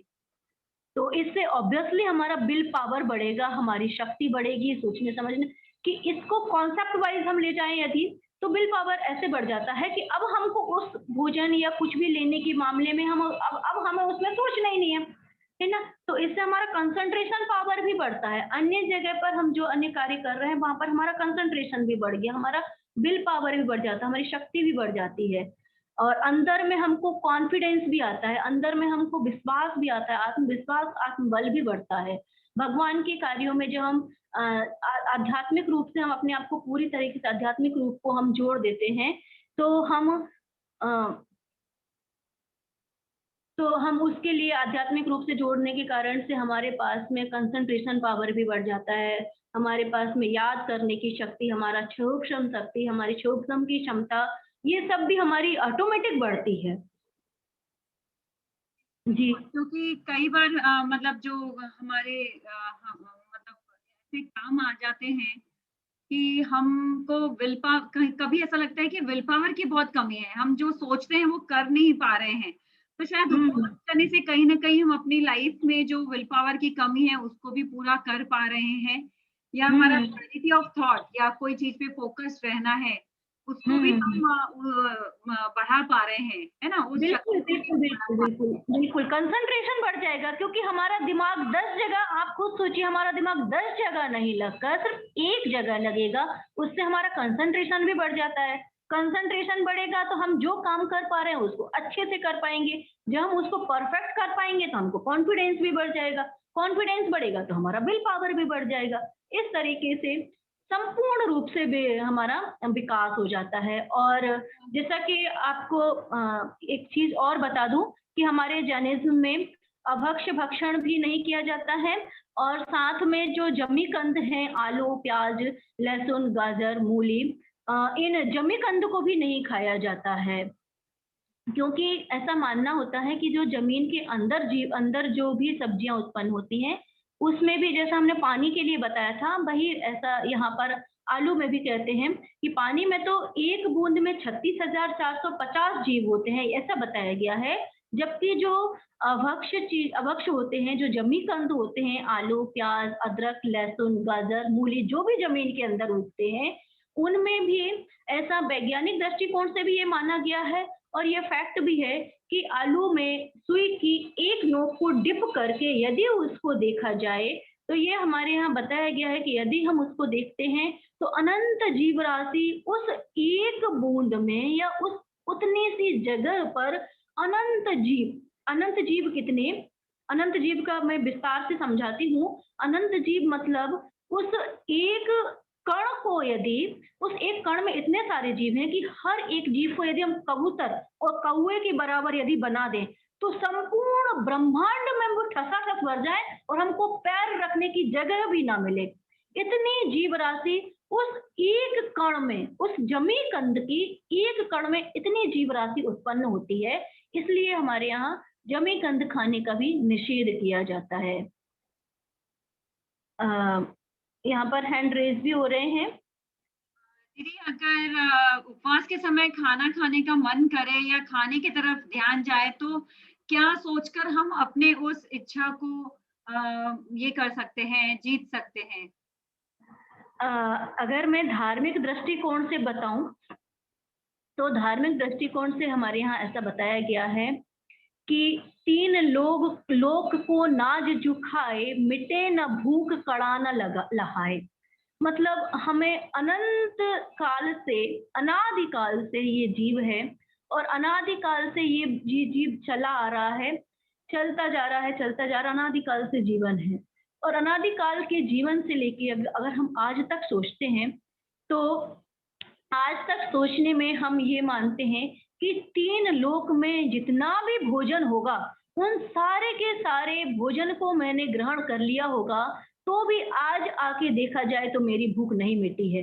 तो क्या वो उतना सा खाने से, 2-4 कौर खाने से क्या मेरी भूख मिट जाएगी? नहीं मिट सकती ना। इसीलिए अपने मन को संतुलित करके, अपने मन को तृप्त करके, यदि हमने मन को तृप्त नहीं किया तो हमारा मन चलता रहेगा, मन चलायमान रहेगा, मन तो बंदर जैसा है, तो मन तो चलता रहेगा।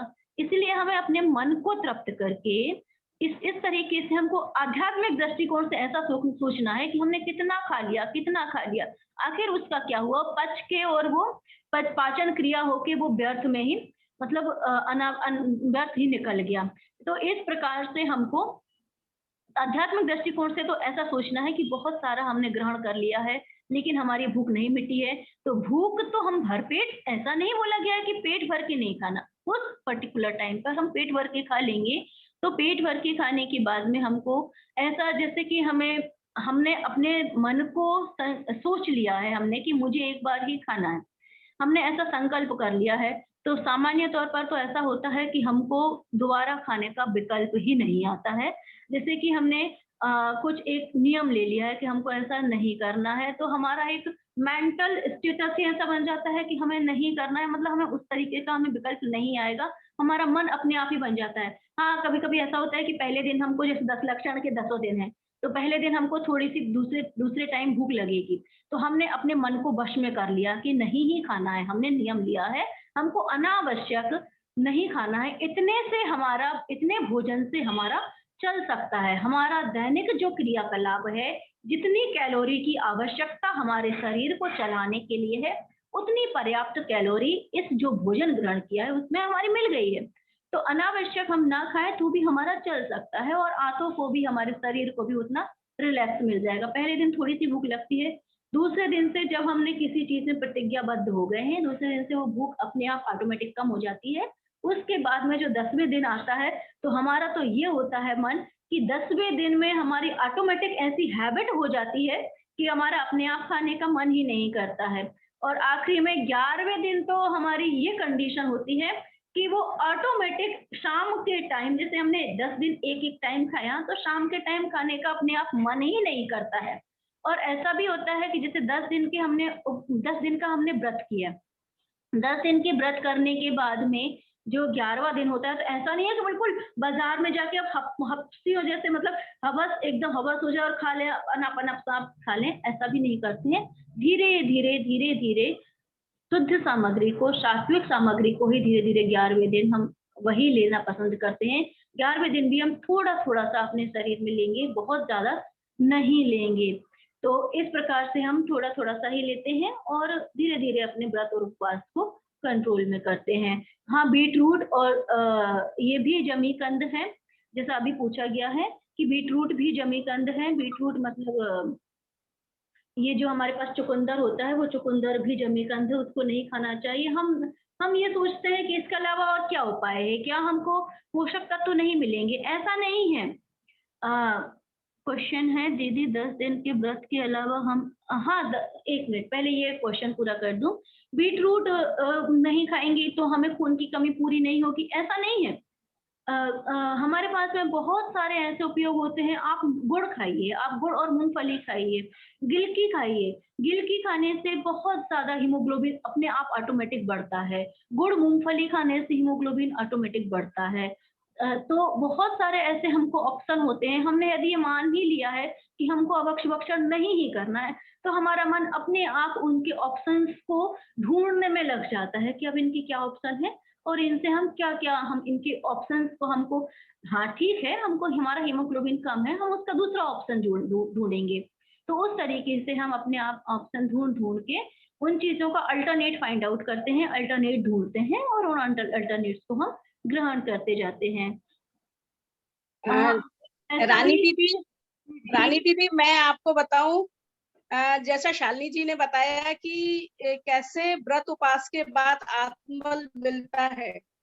यदि आप मुझे देख रहे हैं तो मैं आपको बताऊं, मैंने 5 साल तक, मतलब प्रत्येक दिन 10 दिन जो मैं व्रत करती थी, सिर्फ 1 गिलास पानी पीती थी एक दिन।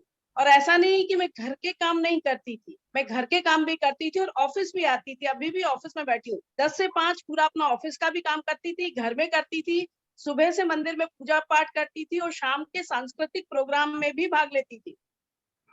तो जब हम एक चीज ठान लेते हैं कि हमें ये नहीं होगा तो फिर नहीं होता है।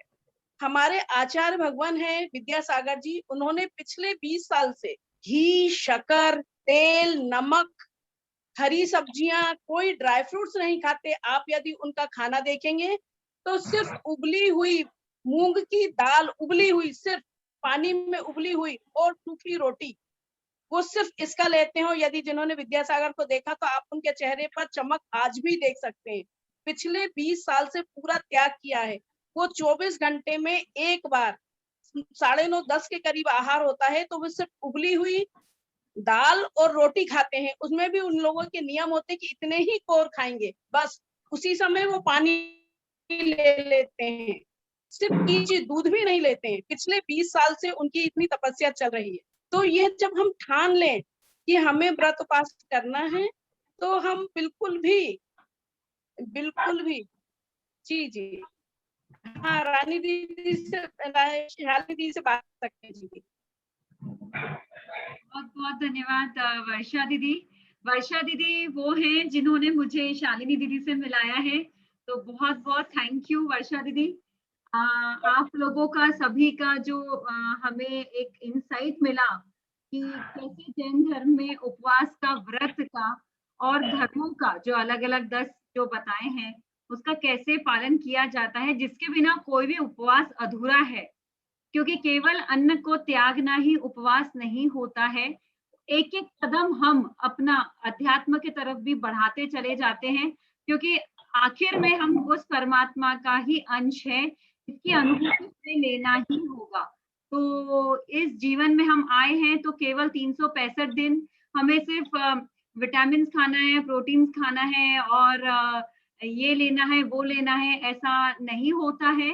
हमें जो लेना है वो पर्याप्त, हमें अपनी अगर डाइजेस्टिव कैपेसिटी अगर अच्छी रही तो डेफिनेटली हमारा मतलब जो जितने दिन हम खाएंगे उस वक्त हमारा डाइजेस्टिव कैपेसिटी और बढ़ जाता है। अगर हम पूरा समय काम करवाते रहेंगे तो कैपेसिटी कम हो जाता है बॉडी का। लेकिन अगर हम ब्रेक देते हैं, यानी उपवास वाला ब्रेक अगर हम बॉडी को देते हैं तो वो फिर पूरे जोश से अपना काम दोबारा से करना शुरू कर देती है। जैसे हम भी एक वेकेशन पे जाकर आने के बाद अपने काम में पूरी तरह से लग जाते हैं खुशी खुशी, बिल्कुल उसी तरह से। शालिनी दीदी, बच्चे लोग भी करते हैं क्या? हाँ, जैसे पहले मैंने बोला था कीजिए शक्ति प्रमाण, है ना? तो हमारे यहाँ हम लोग भी बच्चों को भी ऐसे संस्कार देते हैं कि अब बच्चों को बच्चों के स्तर से कराते हैं। तो बच्चों को भी ऐसे संस्कार देते हैं, जैसे सामान्यतः तो बच्चे हमारे यहाँ कभी भी खा लेते हैं, कभी भी रात में खाते हैं, दिन कुछ भी किसी भी टाइम पे खाते हैं। तो उन बच्चों से बोला जाता है बेटा अब है ना अपन को कोशिश करना है कि हम सिर्फ 2 टाइम ही खाएंगे, बाजार की चीजें नहीं खाएंगे, कुरकुरे ये सब बाजार की चीजों को लाने के लिए निषेध करते हैं हम लोग। चॉकलेट, टॉफी इन सब की उनके लेवल पर इन सब का हम नियम दिलाते हैं कि हमको चॉकलेट, टॉफी नहीं लेना है, बाजार की चीजों को नहीं लेना है। अच्छा, बच्चों के भी ऐसा नहीं है कि यदि हम बच्चों से भी बोलें कि बेटा यदि हम आज दिन में हम सिर्फ 10 सब्जियां ही खाएंगे, उससे ज्यादा हम ये नहीं बोल रहे हैं कि कौन कौन सी खाएं, उससे ज्यादा का उपयोग भी नहीं होता है। तो बच्चों का भी इस तरीके से पल गया नियम और हमने बच्चों को धीरे धीरे संस्कार भी दे दिए। और बच्चों के साथ बच्चों को भी हम अपने साथ में बिठा के, मैं व्यक्तिगत तौर पर भी ये कहना चाहती हूँ सभी से कि बच्चों को भी हम ये मत सोचें कि बच्चे हैं, अरे ये तो बच्चे हैं इनको रहने दो, अरे ये तो बच्चे हैं इनको रहने दो। ऐसा नहीं है। बच्चों में बच्चों में भी अपनी कैपेसिटी होती है कि यदि हम उनको संस्कार दें तो वो कर सकते हैं। जितना हम उनको समझाएंगे, जितना हम उनको सिखाएंगे, वो कच्चे घड़े हैं अभी। उनको जितना हम सिखाएंगे, जिस अंदाज से सिखाएंगे, हम जो करेंगे बच्चे वो देखेंगे, वो सीखेंगे और वो करेंगे। और हम उनको जितना समझाएंगे बच्चे वो समझेंगे। हमारे वातावरण को ही, हमारे आसपास की चीजों को देखकर ही बच्चे समझते हैं। इसलिए हम इस तरीके से बच्चों को भी शिक्षा देते हैं और वो करते हैं। हमारे यहाँ बच्चे भी करते हैं। दीदी, ये उपवास जो होते हैं 10 दिन के आपने बताए, तो जी जी, छोड़ने की क्रिया क्या है? प्लीज फिर से बोलेंगे, शायद आपकी आवाज क्लियर नहीं आ रही थी। ये उपवास किए जाते हैं पर्युषण के, तो ये 10 दिन के उपवास हो गए, तो अब हाँ। छोड़ना कैसे है? नॉर्मल रूटीन में वापस आप लोग आने के लिए क्या खाते हैं या कुछ विशेष इसके कोई क्रिया है? हाँ, सामान्यतः हमारी जो 10 लक्षण धर्म होते हैं, तो ऐसा दिनों में ऐसा है कि 10 लक्षण धर्म समाप्त होने के 1 दिन पहले से और 10 लक्षण धर्म समाप्त होने के 1 दिन बाद तक हमारे यहाँ वैसे रत्नात्रय के व्रत चलते रहते हैं। तो 1 दिन बाद तक तो वैसे भी रत्नात्रय का ही व्रत रहता है। तो ऐसा कहा जाता है कि एकदम से हमको मतलब लोभ और लालच और हवस में आके बाहर की चीजों को एकदम नहीं खाना है। तो क्रमशः धीरे धीरे, जैसे अभी तक तो एक समय की आदत हमने, सिर्फ एक बार में भोजन लेने की आदत हमने अपनी बॉडी को दे दी थी, है ना?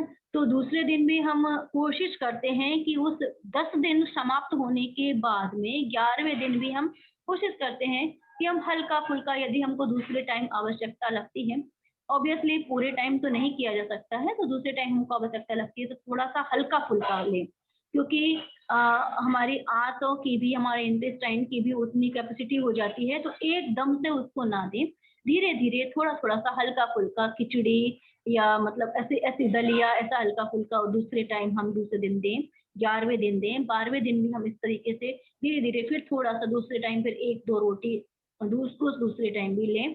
इस प्रकार से थोड़ा थोड़ा सा दूसरे समय भी ले लेके हम अपने अपने रेगुलर रूटीन पर आते हैं। दीदी ये जो भी उपवास इसमें बिना पानी के भी होता है क्या? बिल्कुल होता है, निर्जल उपवास भी, जैसा अभी अभी ही बताया वर्षा दीदी ने कि निर्जल उपवास भी होता है, पानी सहित उपवास भी होता है। वो बोली अभी कि जल का उपवास मैं करी हूँ, तो ऐसा निर्जल उपवास भी होता है हमारे यहाँ कि बिना पानी लिए भी 10 दिन रह सकते हैं अपनी विल पावर के दम पर, अपनी आत्म आराधना, अपनी धर्म आराधना के दम पर, हम के बल पर। ऐसा बल होता है आत्म आराधना में, ऐसा बल होता है धार्मिक आराधना में कि हम बिना जल ग्रहण किए हुए भी 10 दिन रह सकते हैं। अभी तो ठीक है, हमारे तीर्थंकरों ने, हमारे जो भी तीर्थंकर हुए हैं, उनके भी 6 महीने तक उपवास लिया है। 6 महीने, 6 महीने, कई वर्षों तक भी उनका उपवास रहा है। जैसा कि हमारे यहाँ पे आदिनाथ भगवान का बताया जाता है कि 6 महीने तक उनको वो आत्म आराधना में इतने लीन थे कि 6 महीने तक उनको अन्न जल ग्रहण करने का विकल्प भी नहीं आया। वो अपनी धर्म आराधना में, अपने आत्मा में इतने लीन थे कि उनको 6 महीने तक मतलब मैं जल ग्रहण करूं, मैं अन्न ग्रहण करूं, ऐसा उनको विकल्प भी नहीं आया। तो ऐसा है, ऐसा भी होता है। और उसके बाद में भी हमारे यहाँ जैसे मुनिराज, अभी ही बताया हुआ था, वर्षा दीदी ने ये भी बताया था कि हमारे यहाँ जो मुनिराज होते हैं वो तो जीवन भर, जीवन पर्यंत एक बार ही एक जगह पर खड़े होकर ही हाथ में वो इन सामग्रियों में, इन बर्तनों में भी नहीं, हाथ में ही भोजन को ग्रहण करते हैं। और एक बार भी एक जगह ही खड़े होकर मुनिराज भोजन को ग्रहण, और वो भी आकड़ी बोलते हैं हम उसको, प्रतिज्ञा, कुछ प्रतिज्ञा लेकर भोजन को ग्रहण करते हैं कि मैं यहाँ से अपने स्थान से निकल रहा हूँ, यदि मुझे इस तरीके की विधि, कुछ पर्टिकुलर विधि है, इस कुछ भी विधि, यदि इस तरीके की मुझे यदि विधि मिलेगी तो ही मैं भोजन ग्रहण करूंगा। क्योंकि सिर्फ वो भोजन के लिए नहीं जी रहे हैं, वो सिर्फ जीवित रहने के लिए भोजन ग्रहण कर रहे हैं, उनका जीवन ही धर्म आराधना के लिए है। इस बात को ध्यान में रखते हुए वो ऐसा नियम, मुनिराजों की बात कर रही हूँ मैं, कि वो ऐसा नियम लेते हैं कि मुझे ये विधि मिलेगी तो भोजन ग्रहण करूंगा, अन्यथा कोई विकल्प नहीं होगा।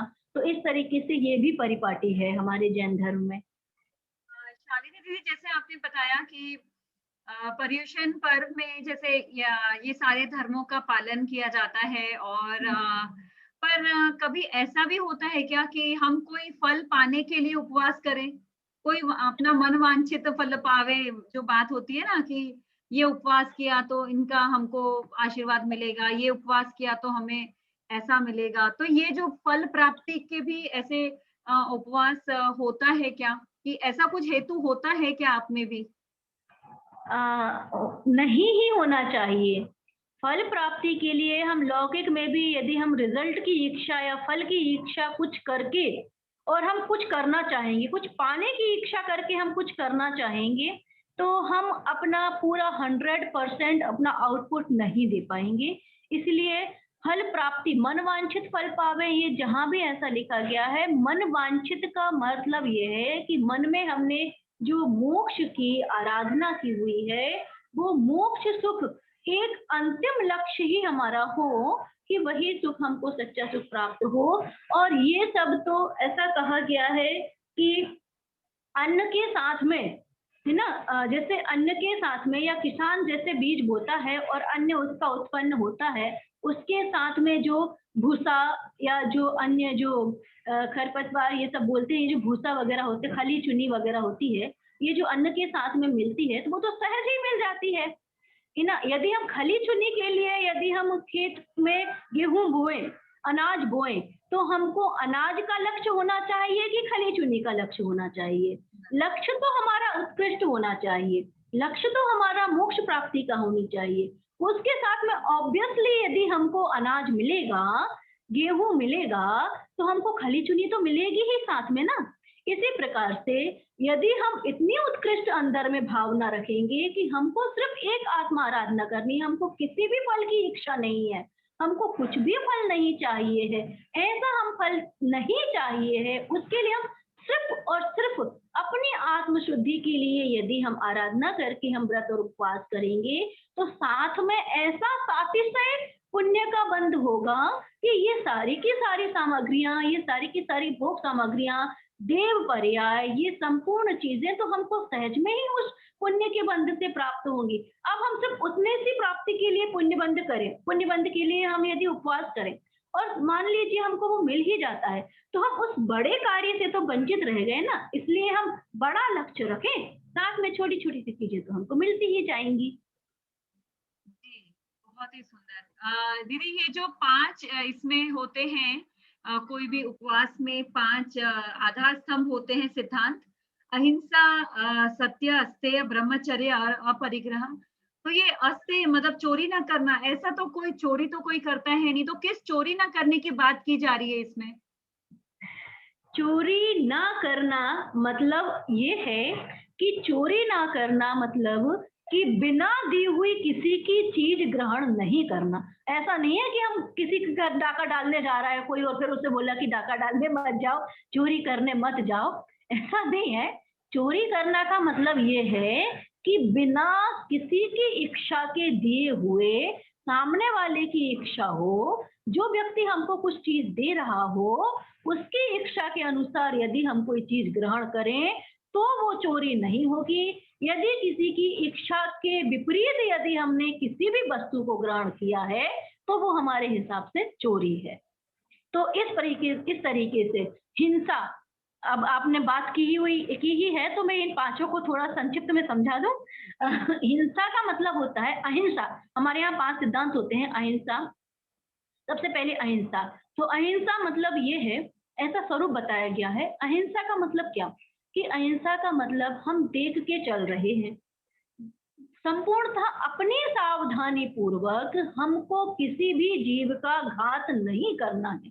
विचार पूर्वक, विवेक पूर्वक हमको संपूर्ण कार्यकलापों में अपना विवेक बरतना है और किसी भी जीव का हमको बुद्धि पूर्वक घात नहीं करना है। अब हम बहुत सोच समझ के और बहुत विवेक पूर्वक हम चल रहे हैं।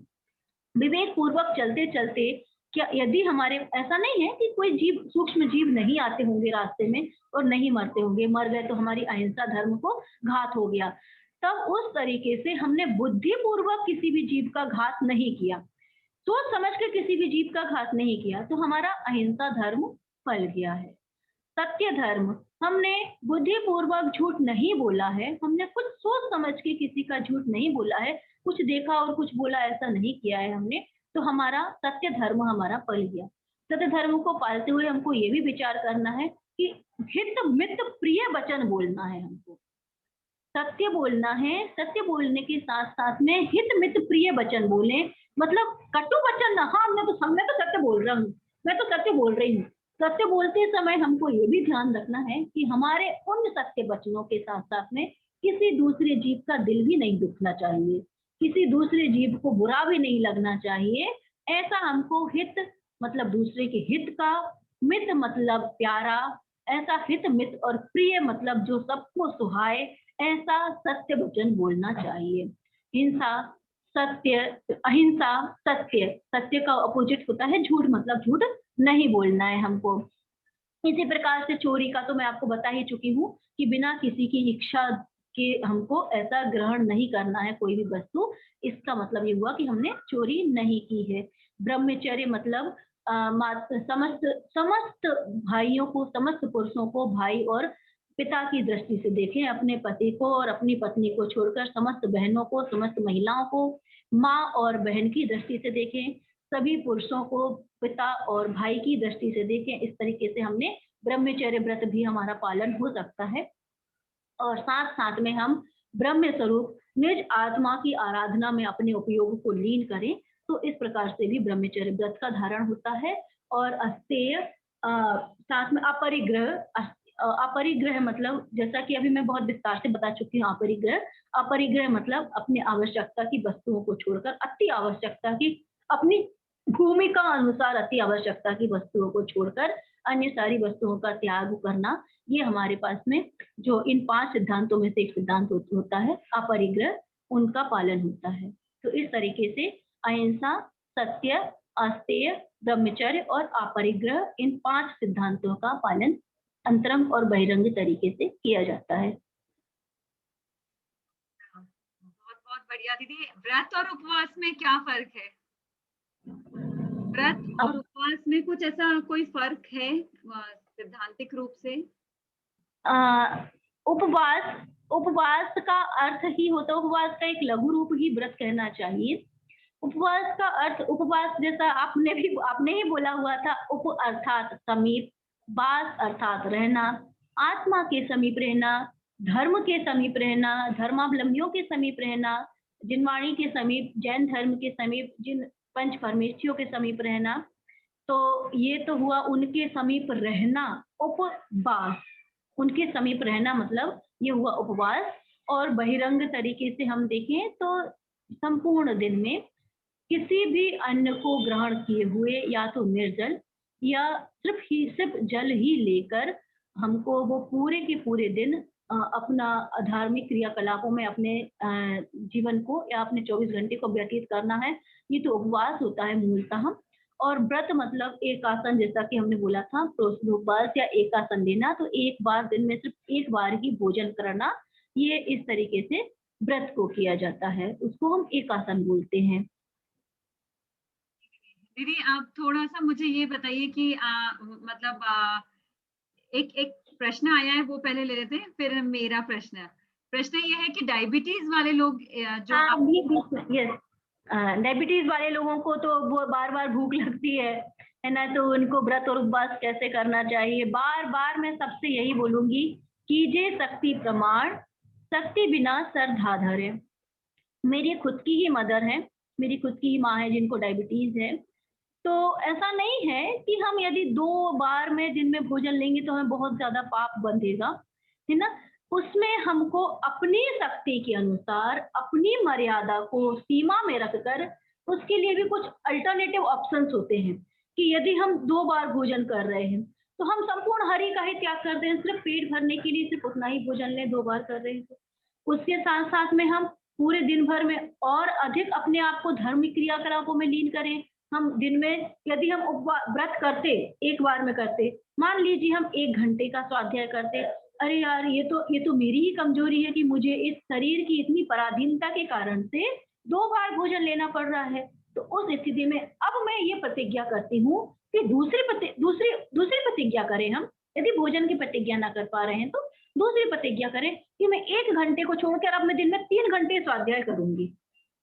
मैं सामान्य यदि एक आसन करती तो मैं 2 हरि लेती, अब मैं यदि मैं व्रत करूंगी तो मैं किसी भी हरि को हाथ नहीं लगाऊंगी, या मैं 5 हरि लेती तो मैं सिर्फ 1 ही हरि लूंगी। ऐसा हम अल्टरनेट करके और अधिक से अधिक अपने दूसरे तरीके से अपने नियमों को डाइवर्ट कर सकते हैं। हम किसी और तरीके से हम ये भी देख सकते हैं कि हम यदि 2 बार का भोजन कर रहे हैं तो हम उसमें भी हम अपने नियमों को बढ़ा दें कि नहीं मैं ऐसा ही करूंगी, मैं इस तरीके से ही उपवास करूंगी। ऐसे नहीं है कि शरीर को क्रश कर देना है, अपने आप को बीमार कर लेना है। व्रत करने का मतलब अपने आप को बीमार करना नहीं है, हम उन मर्यादाओं में रहकर अपने व्रत और उपवास को करें, जितनी शक्ति है उतनी शक्ति से करें, और जो शक्ति नहीं है तो श्रद्धा तो यही रखें, श्रद्धान तो ऐसा ही रखें कि करने लायक तो यही है, नहीं कर पा रही हूँ वो मेरी कमजोरी है। दीदी एक और जो प्रश्न है कि जैसे कई बार मैंने ऐसे बोलते सुना है कि कहाँ लिखा है कि भगवान चाहिए तो उपवास करना जरूरी है, आप तो उपवास करते हो पूरा समय चिड़चिड़ करते रहते हो, तो उपवास नहीं करो, ऐसे भी भगवान मिल जाएंगे। तो इसको हम प्रैक्टिकल ग्राउंड्स पे कैसे लें, इस चीज को हम कैसे समझाएं पहले की जनरेशन को भी और अभी की जनरेशन को भी?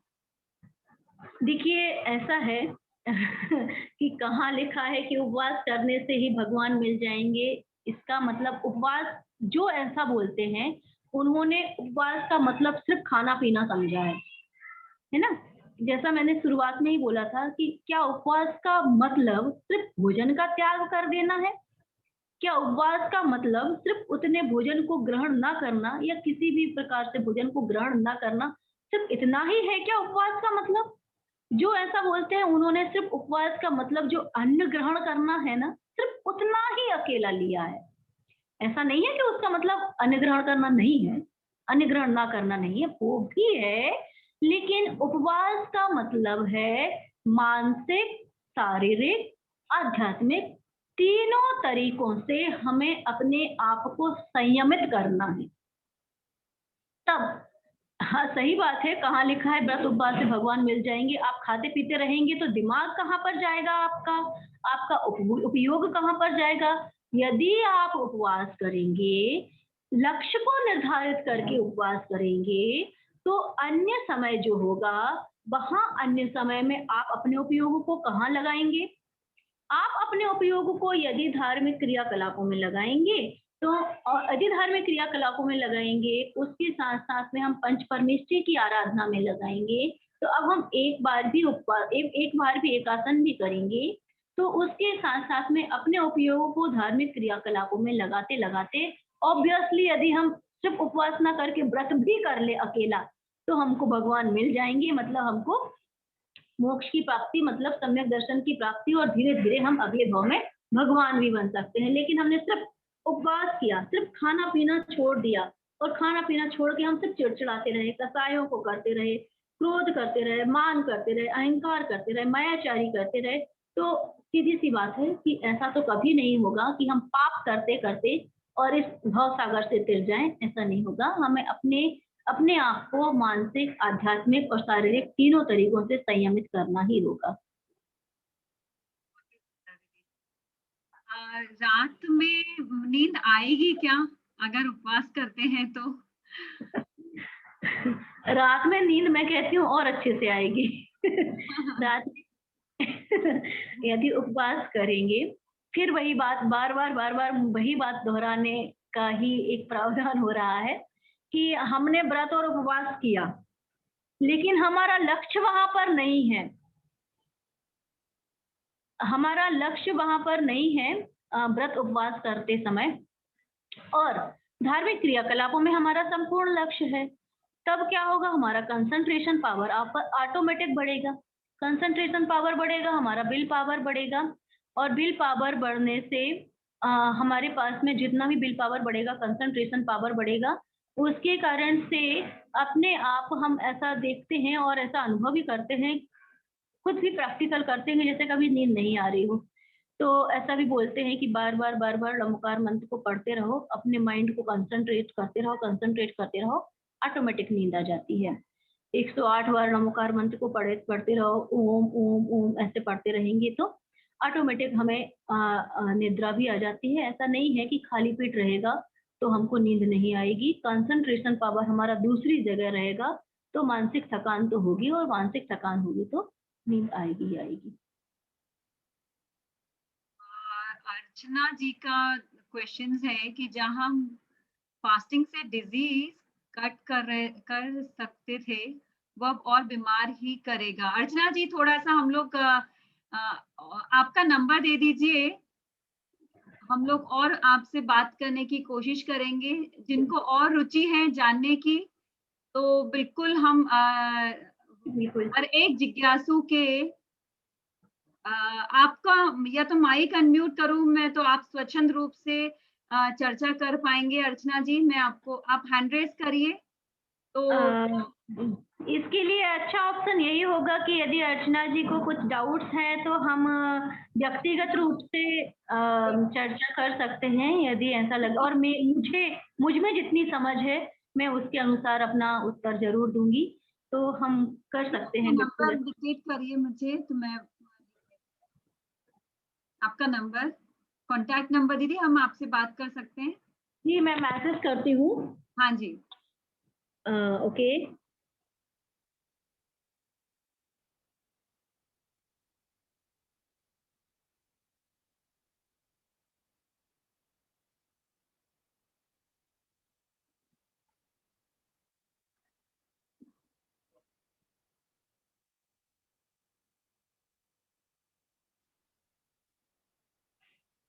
दीदी थोड़ा ये भी जानना था कि आपने जो किया है सारे आपने जो आध्यात्मिक लेवल्स जो पूरी एग्जाम्स दी है, या उसके बारे में कुछ बताइए कि आप ये एग्जाम्स होती है, ये क्या लेवल्स होते हैं, क्या होता है ये? हाँ, ये लेवल होते हैं हमारे यहाँ। जैसे ही बच्चों को संस्कार देने की बात कही जाती है, तो ये संस्कार देने का हमारे यहाँ तरीका होता है कि बच्चों को धर्म के बारे में हम कैसे बताएंगे। तो हम ऐसे बोलते रहेंगे तुम पढ़ो, तुम पढ़ो, तुम पढ़ो, तो उतना नहीं पढ़ेंगे, या उतना पढ़ेंगे तो याद नहीं रख पाएंगे। तो याद रखने का भी ये तरीके होते हैं, उसके कुछ क्रम होते हैं। सबसे पहले बाल बोध की परीक्षा दिलाई जाती है। बाल बोध में बाल बोध भाग 1, 2, 3 होते हैं। ऐसे इस तरीके से एक बार में पहले 1 साल में बाल बोध भाग 1 की परीक्षा, फिर दूसरी बार में फिर बाल बोध भाग 2 की, फिर तीसरी बार में फिर बाल बोध भाग 3 की। ऐसे बाल बोध भाग 1, बाल बोध भाग 2, बाल बोध भाग 3, इस प्रकार की 3 तरीके की परीक्षा होती है। जैसे हमारे यहाँ KG1, KG2 है ना, ये होती है ना, ऐसे ही बाल बोध भाग 1, बाल बोध भाग 2, बाल बोध भाग 3, इस तरीके से 3 साल की परीक्षा होती है। इसके बाद में वीतराग विज्ञान भाग 1, वीतराग विज्ञान भाग 2, वीतराग विज्ञान भाग 3, ये 3 साल की ये परीक्षाएं होती हैं। फिर ये तो 6 साल हो गए। इसके बाद में हेलो, ये कौन कर सकता है शालिनी दीदी? ये कोई भी कर सकता है, कोई भी कर सकता है। बस उसके लिए जैसे स्कूल का एक सिलेबस होता है, ऐसे ही ये बुक होती है, छोटी छोटी सी पतली पतली सी बुक होती है। हमारे यहाँ पाठशाला की पद्धति होती है कि पाठशाला में बच्चों को ये पढ़ाया जाता है, और वो बच्चे पढ़ के उस पाठशाला में जैसे 1 साल हमने पढ़ लिया, पूरा 1 साल पढ़ लिया, तो अब इसके बाद हमको बाल बोध भाग 1 की परीक्षा देनी है। हमने बाल बोध भाग 1 की परीक्षा दे दी है। उसके बाद हम दूसरे साल पाठशाला में बाल बोध भाग 2 पढ़ाया जाता है, तो फिर बाल बोध भाग 2 की परीक्षा दे दी है। कोई भी बच्चा कर सकता है, 8 साल से ऊपर का बच्चा भी कर सकता है, और उम्र का भी कोई ऐसा बंधन नहीं है। अगर 60 साल के व्यक्ति ने भी कुछ भी नहीं पढ़ा है, उसको शुरुआत करनी है, तो वो भी बाल बोध भाग 1 की परीक्षा दे सकता है। आफ्टर ऑल हमारा में उद्देश्य यही होता है कि हमको धर्म को समझना है। तो इस तरीके से धर्म को समझने की कोई एक उम्र नहीं होती है, किसी भी उम्र में ये पढ़ सकते हैं, लेकिन सैद्धांतिक रूप से बच्चों को ये संस्कार दिए जाते हैं। तो जैसे ही बच्चा 8 साल का होता है, हमारे धर्म में ये माना गया है कि 8 साल का यदि बच्चा होता है, तो बच्चा सोचने समझने लायक, उसमें इतनी क्षमता हो जाती है कि वो पढ़ सकता है और याद कर सकता है। तो इस तरीके से बाल बोध भाग 1, दूसरे साल में बाल बोध भाग 2, तीसरे साल में बाल बोध भाग 3, ऐसी परीक्षा होंगी। फिर उसके बाद में वीतराग विज्ञान भाग 1, वीतराग विज्ञान भाग 2, वीतराग विज्ञान भाग 3, ये 3 परीक्षाएं होती हैं। उसके बाद में तत्व ज्ञान पाठमाला भाग 1, तत्व ज्ञान पाठमाला भाग 2, ऐसी ये 8 परीक्षाएं होती हैं। अब जिन्होंने ये 8 परीक्षाएं उत्तीर्ण कर ली हैं, उसके बाद में होता है विशारद। इस विशारद में विशारद प्रथम वर्ष और विशारद द्वितीय वर्ष या अंतिम वर्ष, इस तरीके से 2 वर्ष की ये विशारद की परीक्षाएं होती हैं। उस विशारद में अभी ये बाल बोध भाग 1, 2, 3, वीतराग विज्ञान भाग 1, 2, 3 और तत्व ज्ञान पाठमाला भाग 1, 2, 3 में तो एक एक ही पुस्तक होती थी, एक एक ही जिनवाणी होती थी। उस एक ही क्या है तो वीतराग? जी, वीतराग मतलब? वीतराग, वीतराग विज्ञान ये उस पुस्तक का नाम है, और वीतराग का मतलब ये है कि जिन्होंने राग और द्वेष को जीत लिया है, उसका मतलब होता है वीतराग। विज्ञान मतलब विशेष ज्ञान, विशेष मतलब केवल ज्ञान। हमारा धर्म बहुत मतलब अपार और असीमित है, हम जितना बोलते जाएंगे उतना भी कम पड़ेगा। ऐसा एक छंद भी आता है हमारे यहाँ कि तीनों लोकों की समुद्र के पानी को हम स्याही बनाएं, और तीनों लोकों के जितने भी पत्ते हैं, जितने भी वृक्ष हैं, यदि हम उनको कागज बनाएं, और फिर भी यदि हमारे धर्म की और जैन धर्म की व्याख्या की जाए तो भी कम पड़ेगी, लेकिन ये विस्तार पूरा नहीं हो पाएगा। तो बहुत अपार, असीमित, बहुत विस्तृत है धर्म। तो इस प्रकार से विज्ञान मतलब होता है केवल ज्ञान। केवल ज्ञान मतलब केवल ज्ञानी परमात्मा ने इस संपूर्ण विश्व को एक समय में जितना जाना है, संपूर्ण विश्व को, संपूर्ण विश्व की द्रव्य गुण पर्यायों को जिन्होंने जान लिया है, वो होते हैं ऐसे केवल ज्ञानी। और उन केवल ज्ञानियों के ज्ञान में जो धर्म आया है होता है विज्ञान। ऐसा वीतराग विज्ञान नाम है उस जिनवाणी का। तो वीतराग विज्ञान भाग 1, 2 और 3 ऐसी परीक्षाएं होती हैं उस बुक की, मतलब उस बुक का नाम होता है वीतराग विज्ञान। और उसके बाद विशारद होता है। विशारद में एक सिलेबस होता है, जैसे हमारे पास हम यदि नेट या इंजीनियरिंग या बी या ये सब हम फेस करते हैं एग्जाम, तो उसका एक पर्टिकुलर सिलेबस होता है। ऐसे ही विशारद का भी एक पर्टिकुलर सिलेबस होता है कि आपको इस जिनवाणी में से इतना इतना अध्ययन करके उसकी परीक्षा देनी है, तो वो विशारद होती है। ऐसे विशारद के 2 वर्ष भी होते हैं।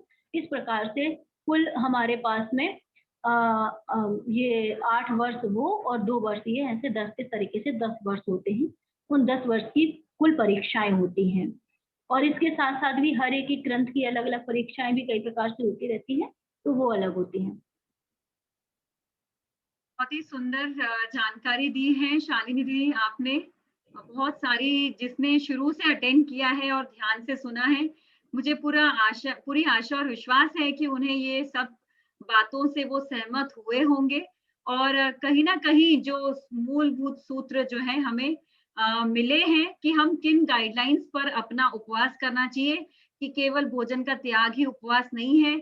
जो हमारी ये भ्रम है, ये हमने बिल्कुल अपना दूर कर देना चाहिए। और एक एक पग इस जीवन में आने के बाद हमने अपने परमात्मा की खोज के लिए जिस भी रूप में, जिस भी तरह से कोशिश करना चाहिए कि हम मिले, उन अच्छे अच्छे कामों को करते चले जाएं और लोगों को माफ करते जाएं। भले ही एक दिन का धर्म हम निभाएं कि हम माफ करें, जो उत्तम क्षमा करें, लेकिन एक एक दिन के उपवास से शायद हम 365 दिन को भी यह उपवास कर पाए।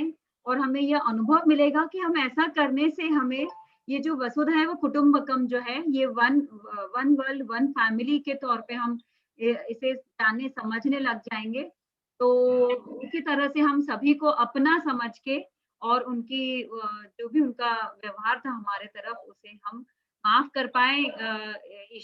हमारी ईश्वर से विनती है कि हमें धीरे धीरे करके इस उत्तम ज्ञान की तरफ लेकर जाए, उत्तम अनुभव की तरफ लेकर जाए।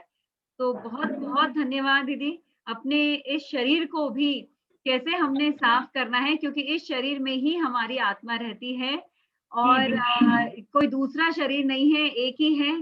तो जो भी करना है, अच्छा या बुरा करना है, हमें इस शरीर के साथ रहते हुए, इस शरीर में रहते हुए ही करना है। तो इसको क्लीन रखना, ये हमारी सबसे पहली जिम्मेदारी है। अपने मन को क्लीन रखना हमारी सबसे पहली जिम्मेदारी है। और इस आत्मा को भी, जो वो परमात्मा का अंश है, यह ना भूलते हुए, अगर हम अपनी आत्मा का या हमारे इन गुणों का अगर हम नहीं पालन करें, तो कहीं ना कहीं हम परमात्मा का अपमान कर रहे हैं। तो बिल्कुल बहुत बहुत धन्यवाद शालिनी दीदी। थैंक यू सो मच सभी विभूजन जो यहाँ इस सेशन को आखिर तक सत्र में जुड़े रहे, जिन्हें जिज्ञासा थी कि यह जाने कि कौन कौन क्या क्या कर रहा है उपवास के जरिए, वो क्या चाह रहे हैं और उन्हें क्या अनुभव और लाभ मिल रहे हैं। तो हमारे साथ जुड़ी थी डॉक्टर शालिनी दीदी भोपाल से। Thank you so much once again. और कल हमारे साथ जुड़ेंगे डॉक्टर सीमा दीदी, जो एक नेचुरोपैथ है, और वो हमें बताएंगी एक और उपचार पद्धति उपवास करने के लिए, कि हमारा दोनों भी काम हो जाए, कि हमारा शरीर भी स्वस्थ हो जाए और हमको ईश्वर का सामीप्य मिल पाए। ईश्वर कौन है, क्या है, ये तो एक बहुत बड़ा प्रश्न है जिसकी खोज हम सब लोग कर रहे हैं, किसी न किसी रूप में हम उन्हें साध भी रहे हैं। तो हम कल फिर जुड़ेंगे 4 बजे। कुछ प्रैक्टिकल टिप्स हमें मिलने वाली है, डॉक्टर सीमा जी से भी मिलने वाली है कल। नीर यानी फलाहार, रसाहार और निराहार कैसे रहा जाए, प्रैक्टिकल गाइड हमें कल वो देने वाली है। तो thank you so much everyone for being with विभू।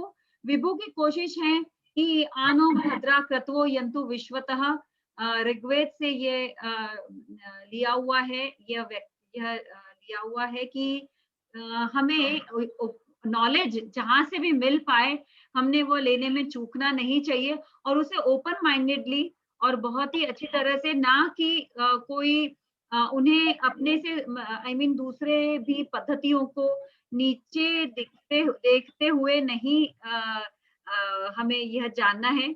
हमने यह देखना है कि किसी और ने भी रिसर्च किया है, तो उन्होंने क्या रिसर्च किया है, तो हम जानने की कोशिश करेंगे और अपनाने की भी कोशिश करेंगे। तो एक दूसरे के लिए हम क्रॉस ना करते हुए, फिर से मैं सबको रिक्वेस्ट करूंगी कि अपना जो पर्सपेक्टिव है उसको थोड़ा बढ़ाएं। इस मंच पर तो ये सब होने वाला है कि हम बहुत अलग-अलग तरह के स्पीकर्स यहाँ पर आमंत्रित करने वाले हैं। हो सकता है 2 स्पीकर्स की बात एक दूसरे में क्रॉस होती हो, लेकिन हमें अपने ही विवेक बुद्धि से उनके अनुभव को लेने की और उसमें से निचोड़ निकालने की, उसमें से सार लेने की कोशिश करना है। जब हमारा दृष्टिकोण बड़ा होगा, जब हम इतने लोगों से मिलेंगे, उनकी बातें सुनेंगे, तो हम अपना आत्म विवेचन भी बहुत अच्छे से कर पाएंगे। कहीं ना कहीं हम क्या कर रहे हैं, हम वो सही है या गलत है, इसकी विवेक बुद्धि भी कहीं ना कहीं हमारी और विकसित हो चली जाएगी।